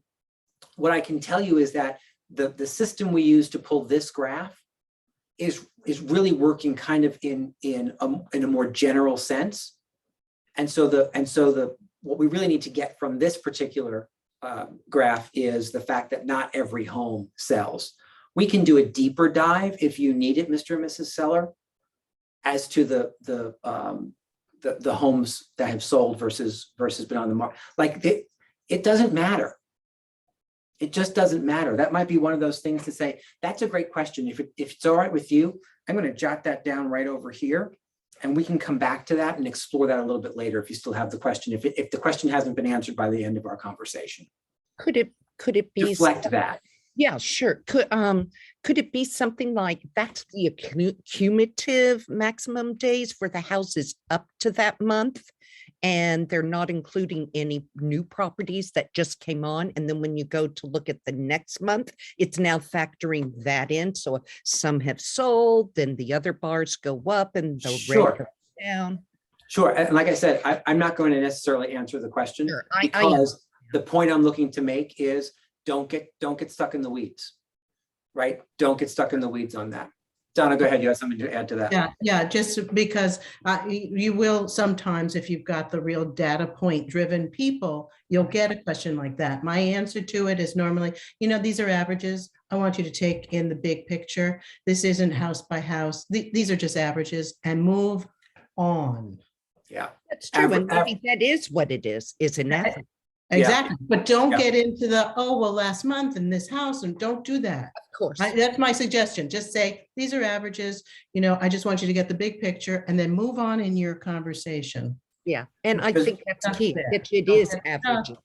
Because we're getting to specifics, right? The specifics about that drive the decision about the positioning of their home, we're getting to, and we want to make sure that we're driving them to that. Go ahead, Carolyn. Okay, what I do love about the graph is it goes back to when they say you can give a person new information, because a lot of times people honestly believe right now in the seller market that they put their house out there, it's going to sell no matter what. So just having the red bars and, just the colors alone and standing out what they mean is how they say a picture says it has 1,000 words. And to me, that was definitely it for that short period of time. And then last but not least, since I'm not in the wonderful Stanford Market Center and I am in Trumbull, that is also offered in all of them. Oh, good. Yes, good. Are you asking me the question? Are you asking Yes, me? I'm whether or asking, not- I'm asking you the question in terms of the, Oh, yeah, Available. so I can't speak on behalf of the Trumbull Market Center. I don't know if that's available, available to the. okay, well, I'll see you when you agent. get back from family reunion. All right. No worries. All righty. And so, the very next, so those of you in in your scripts, you're going to turn to the next page, which is a list of, it says absorption rate, Woodbury, Connecticut, right? And this is just simply meant to give you an example of when you calculate month supply of inventory by price point in the municipality that you're listing in, which I encourage you to do prior to every single listing consult that you go on, right? It's a new calculation the morning of. If you don't know how to calculate those things, I did a class on it, I think last week or maybe 10 days ago. You can go and check it out on the YouTube channel on how to actually calculate the month supply of inventory. However, this chart, what I want you to do then is figure out what the breakdown in that town might be, right? It's going to be different for every town. Some of you work in towns where the price point is way higher.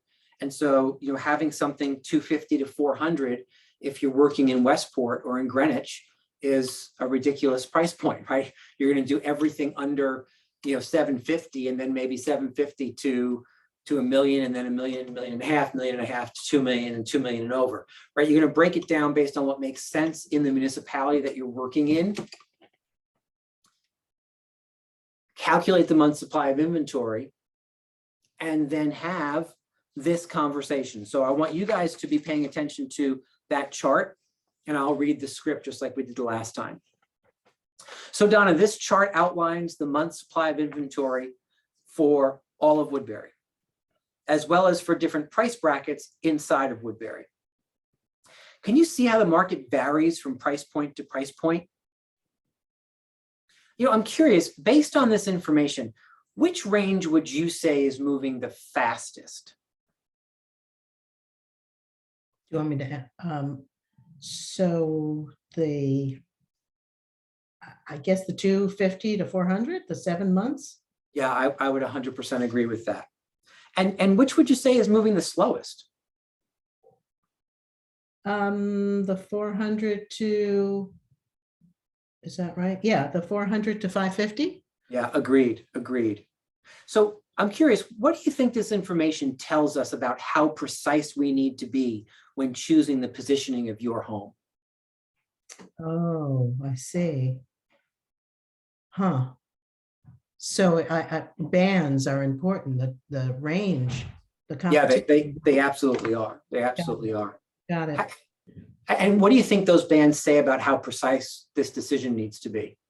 It needs to be very precise. Yeah, I would 100% agree with that. Any additional questions on this information? Nope, pretty clear. Great, moving on. Right, so again, guys, I don't want you to get stuck in these are not 45-minute dissertations on the state of the market, right? These are fast graphs, fast opportunities to say, hey, here, check this out. Hey, here's a piece of new information. Hey, here's what's going on as it relates to the entire town that you live in. And here's what it looks like price point by price point. They already know where they think they fit in. So they're honing in on, okay, how fast is my price bracket moving? And it gives them the information they need to hear what you're going to present in the SPA. Does that make sense? All right. So your market conditions conversation is now over. You've had the questions to start off the market conditions, then you've had the brokermetric supply and demand chart, quick conversation, and the month supply of inventory conversation.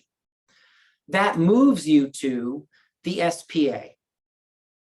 Now, what is an SPA? Well, you can cheat and just read what it stands for at the top of the next page. What does it stand for?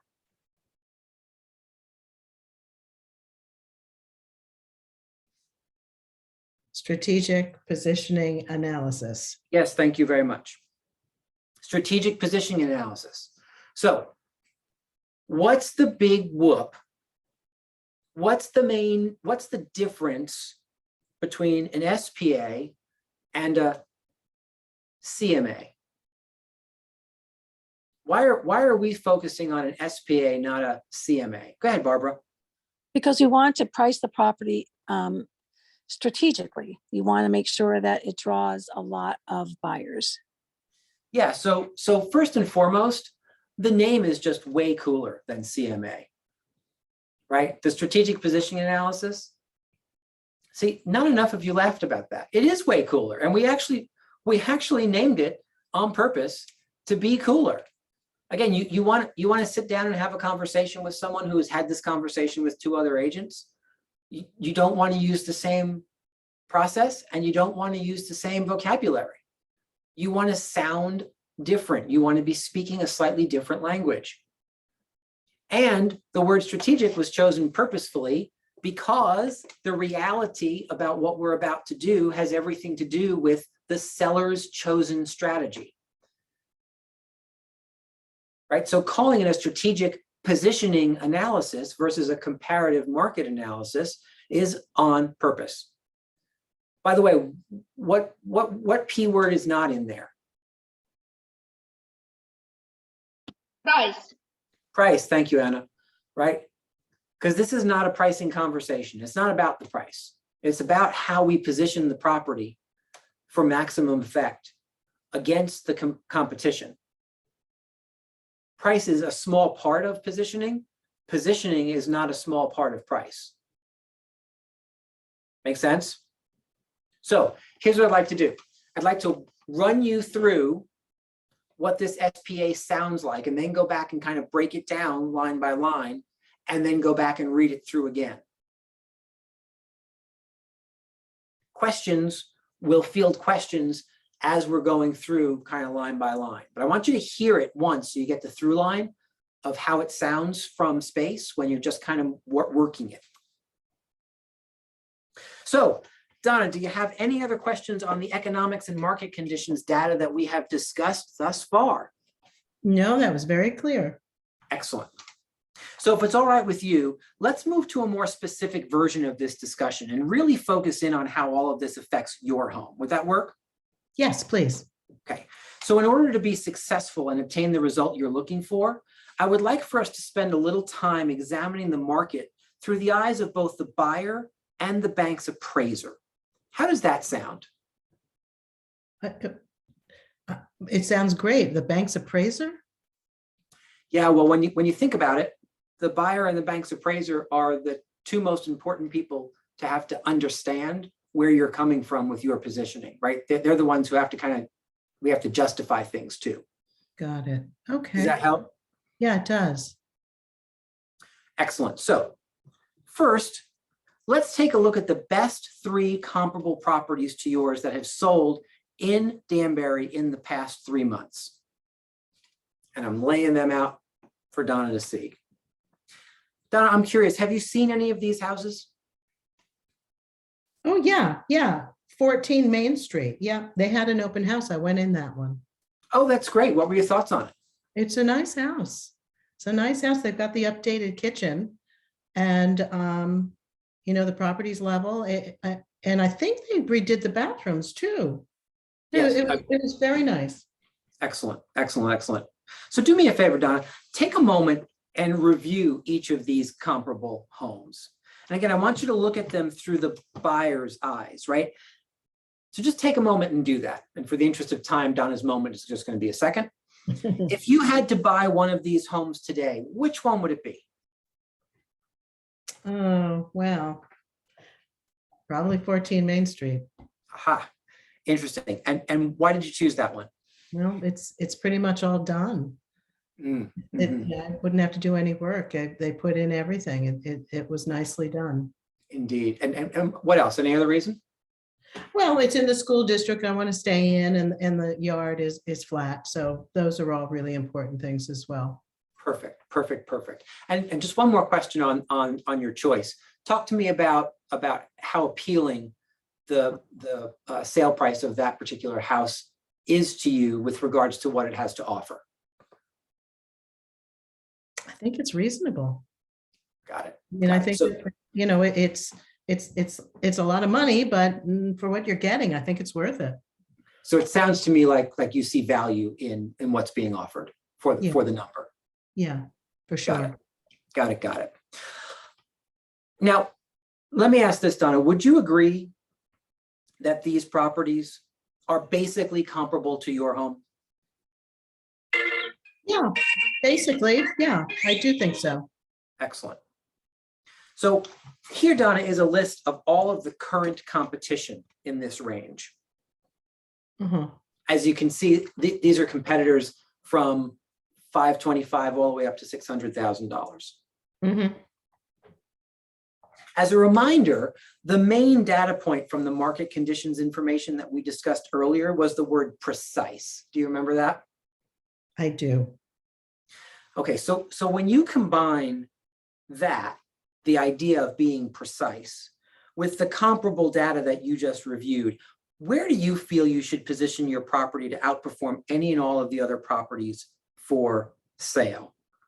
And before you answer that, we're just going to stop right there, right? Because I want to now go and kind of work it through.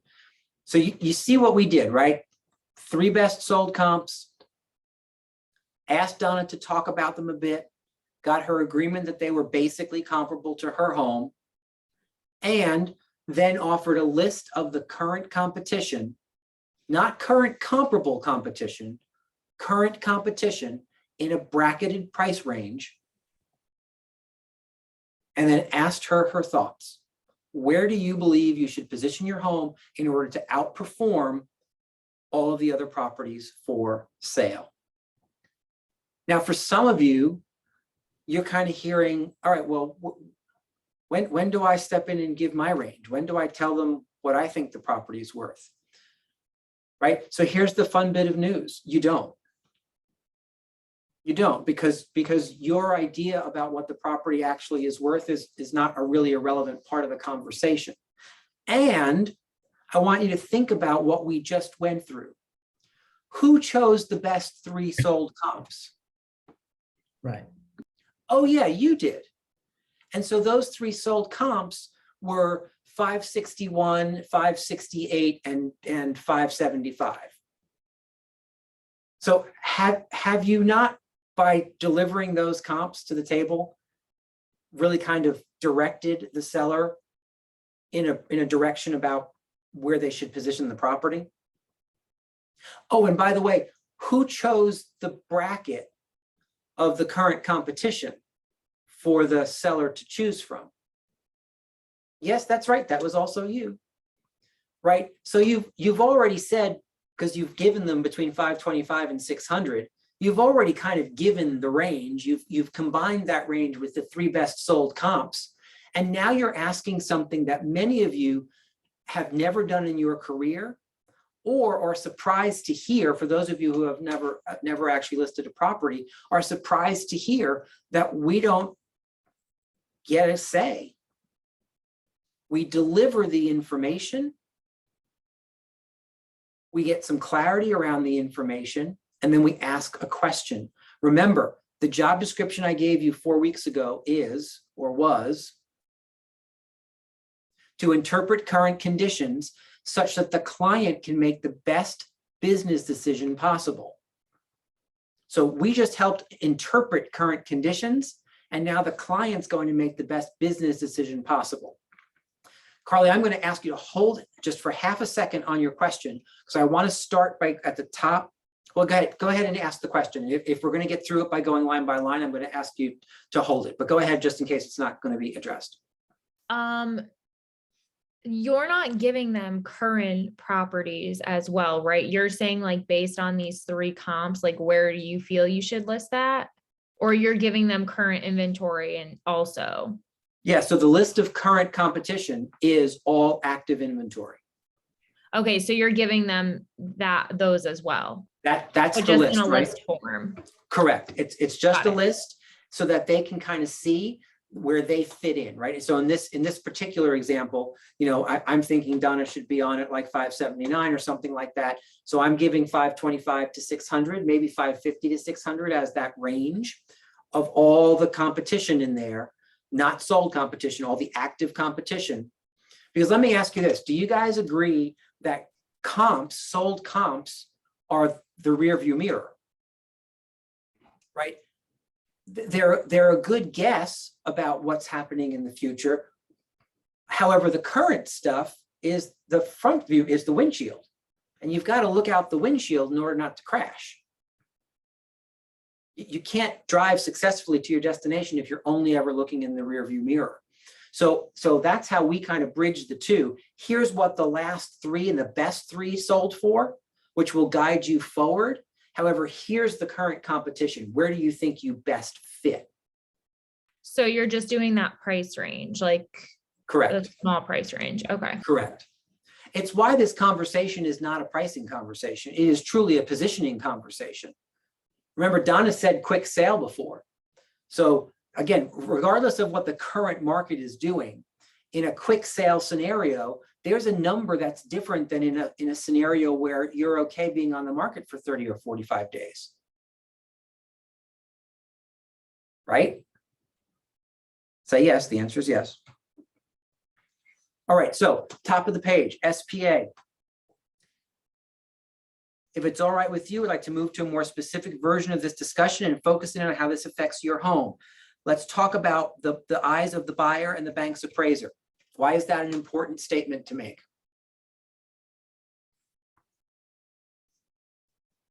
Why are we looking at it through the eyes of the buyer and well, let me ask it differently. Whose eyes are we not looking at them through? Ours. Ours. Either ours or The sellers. the sellers, absolutely, right? We didn't say, hey, let's you and I figure this out. Let's you and I make the best decision. We're going to look at this through the eyes of the people who actually make the decisions for us, which are the buyers and the bank's appraisers who have to justify the numbers. Next, we move on to the best three sold comps. This is something that sometimes I find people get confused about. So write this down because this is a really important statement I'm about to make. 3 is a different number than 5. 3 is also a different number than 7 or 11 or 2. It's the best 3 sold comps.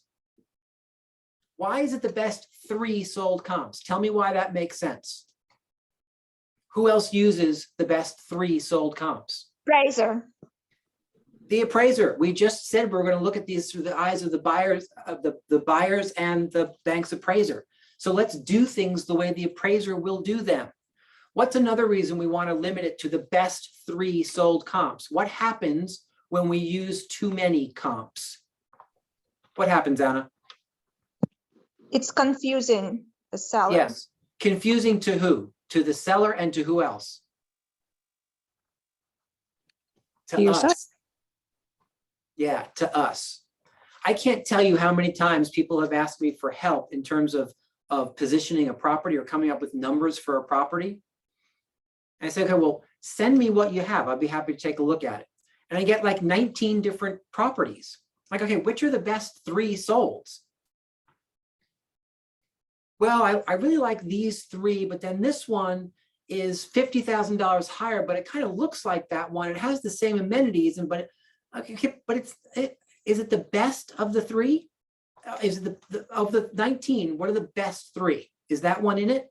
No. Okay, well then don't send it to me, and don't confuse yourself and the seller by including things that aren't the best 3 sold properties. Does that mean you need to make choices? Yes.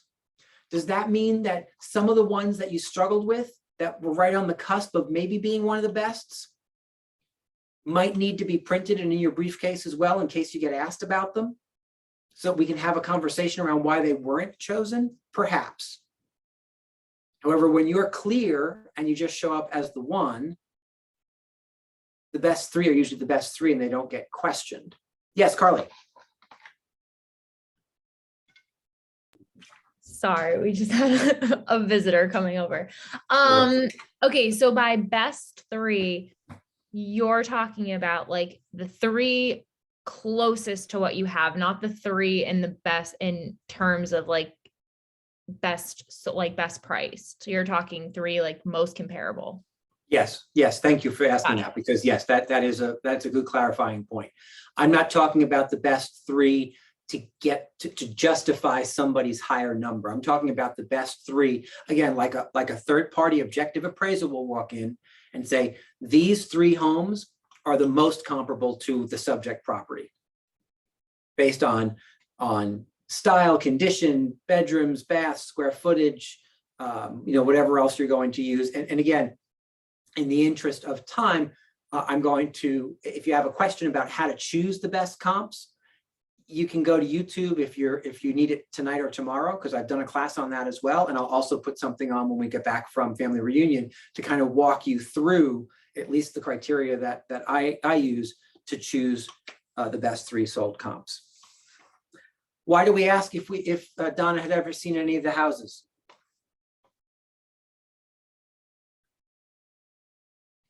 They could have been in her neighborhood.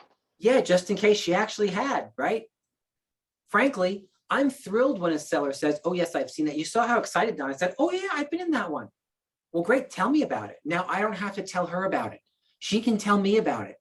She can be the one who says it's got a brand new spanking kitchen. Oh, I think they redid the baths too. Oh, this was a nice house. I liked this house a lot, right? We always want to help people understand, however, which is why I kept asking a few questions of Donna. We want to get to the point that they recognize value, right? Value. Do you all know the definition of value?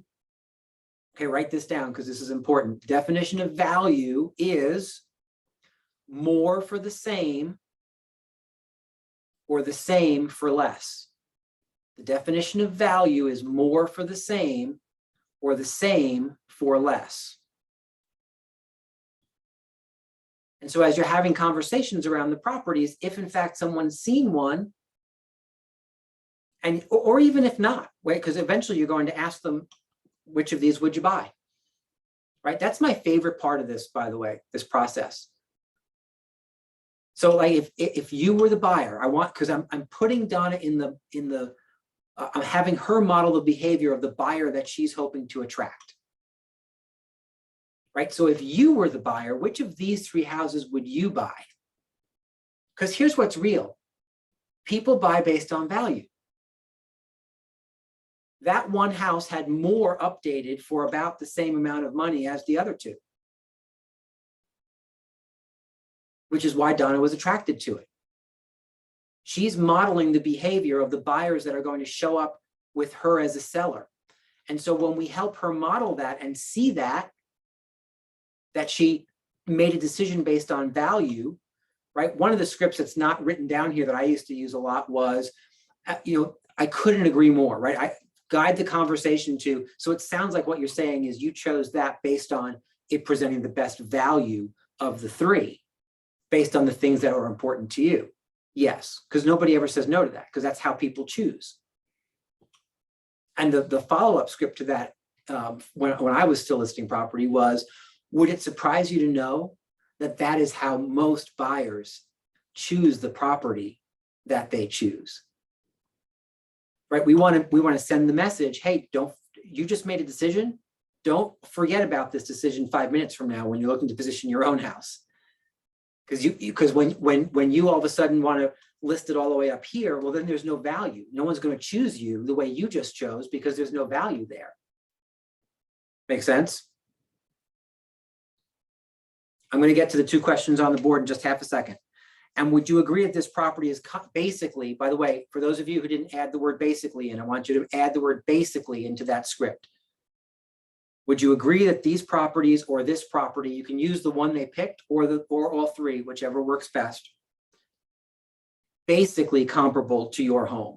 What we have found is that by adding the word basically in there, you get yeses way more often, right? Because we're talking about foundationally, are they similar? It's not a carbon copy of your home, but foundationally, basically, are they similar? And then we move to the list of actives and ask them to position the property. We remind them about how precise this needs to be, and then ask them to position the property. And then we do the hardest thing for most real estate agents to do.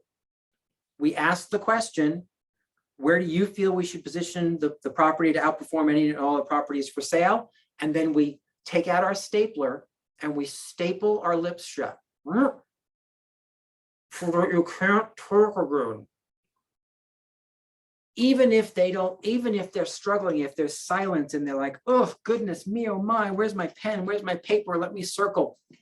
You've got to let them do the work. There's nothing more infuriating than someone who asks a question and then answers it for you before you've been given the opportunity to actually do the work yourself. That drives people nuts. So don't do that. Joanne. Okay, so that leads me to another question. But first, my statement, if they've seen one of the houses, to me, that's great because now in their mind, they're comparing it to their house. And then they see the pricing. Yeah. Love Yeah. that commonality, right? We call that commonality. So they're kind of Right. in the game. Yep. So then my next thing is, when you're doing a list of the actives, are you doing the CMA list or are you doing a more confined list so it's not showing all the info? So it is literally just a list of all the actives in a specific price range. You're bracketing the comps in a $50,000 to $75,000 range. If you're working in the high end, you'll be using a larger bracket, right? You're not going to take a $1.5 million home and bracket it with $50,000 or $75,000. You may then bracket it with $100,000 or $200,000, right? Depending. Right, But but what, you're simply running a list from the MLS. So if Donna's property is in Danbury, and her property is in Danbury, and we're looking at like that 575 number for her to go on the market, I'm going to run between 525 and 600 active inventory, not active comparable inventory. So Donna's Colonial is now going to be in competition with a couple of ranches and 2 capes and a bunch of colonials and maybe a contemporary or 2. It's just the active list in a price range. Because Okay. when Donna goes on the market, that's her competition. so are you just printing out like A single line single report. line? Yes, yes, yes. Yep. Single one-liner, you got it. Nothing more complicated than that. Okay, so it is, Lisa, I'm going to get to your question in just half a second. It is 6:03, right? So Lisa's going to ask her question. We're going to break for the evening. We're going to pick this up first thing tomorrow. Here's what I want you to do for your homework. I want you to think about what we just went through. I want you to think about what questions you have. Some of you will come back and say, well, what if they say X, Y, and Z? Let's play with some of those what ifs, right? We'll spend the first 10 or 20 minutes tomorrow finalizing this conversation such that we can then move into the anatomy of a seller transaction and walk you through those steps as a listing agent from when you receive an offer to just after the closing, and still save time for the cat house story. I'm not sure how we'll do it, but we will figure it out. We're going to get through it, right? But I want you to really think hard about this process, because for many of you, it's different than what you thought. And for some others of you, it's different than what you're used to. What I can tell you is it is a massively effective process, massively effective process. We can talk a little bit more about that when we start in tomorrow. So that's the homework. Lisa Bennett, take us home with a question. Yes, okay, going back to what you said when you asked the question, which of these 3 houses would you buy? You then started to discuss value, and I was taking notes and I kind of missed what you were saying. Did you say, or do you ask which of these 3 houses you feel has the most value, or? Yeah, great question. So I'm a little confused. Yep, it's right there in the script. So about halfway down the SPA page, Okay, it says, would you take a moment and review each of these comparable homes? Again, look at them through a buyer's eyes. And then you take a pause. You let them do the work. You let them review. You let them ask any questions they might have. Right? I don't love the idea. A lot of the way I was trained was you kind of walked people through the houses. Well, here's a 4-bedroom, 2.5 bath, 2,700 square foot colonial on an acre with 2-car garage assessed for this much money. Like, people can read. I don't need to do that for them. So take a moment and review each of these 3 comparable homes. Remember to look at them through the eyes of a buyer. I give Donna the moment to do that. And then it's a question immediately following right there in that paragraph. Donna, I'm curious, if you had to buy one of these homes today, which one would it be? That's the whole question. Short and simple and sweet. Do you ever get people saying, well, that house is nice, but it's not my taste, so I would never buy it? I mean, even though that's completely irrelevant to pricing.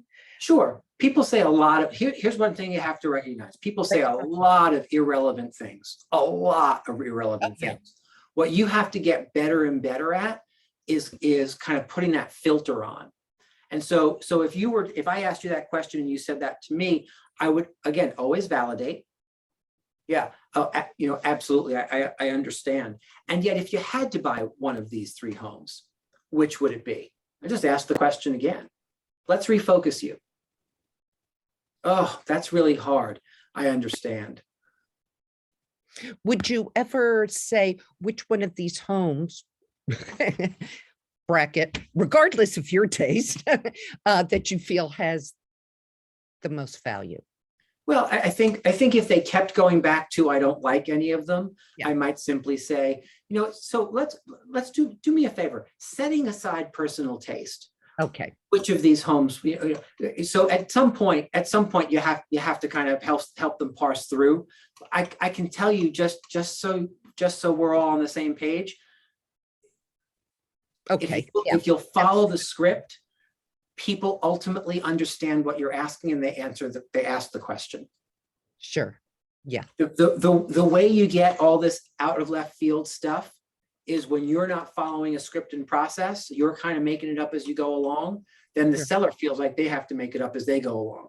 Believe it or not, when you're following a script and process, even though they don't know the lines, they follow your script and process because everybody craves structure. And they feel like they're inside of something that makes sense, that you've done 100 times before, that delivers an outcome that will be positive for them. That's the whole setup of all the steps before this. Sure. It's contained versus opening up Pandora's box of comments. Yeah, I love that word, contained. That's a great way to describe it. All right, guys, I know we're out of time. Thank you for the extra 8 minutes. I appreciate it. I hope this was helpful. Our last session will be tomorrow at 4 o'clock. Do jump in for our 9 o'clock call tomorrow. I'm going to be talking about, I think, CE, which is an important conversation that we all need to have at this time of year. So tune in at 9 o'clock tomorrow.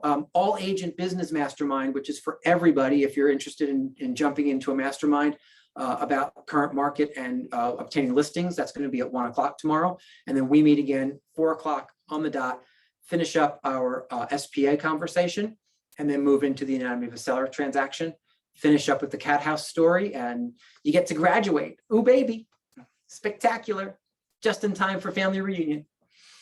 All right, guys, have a great evening. Still time to grab your family reunion registration if you don't have that already virtually.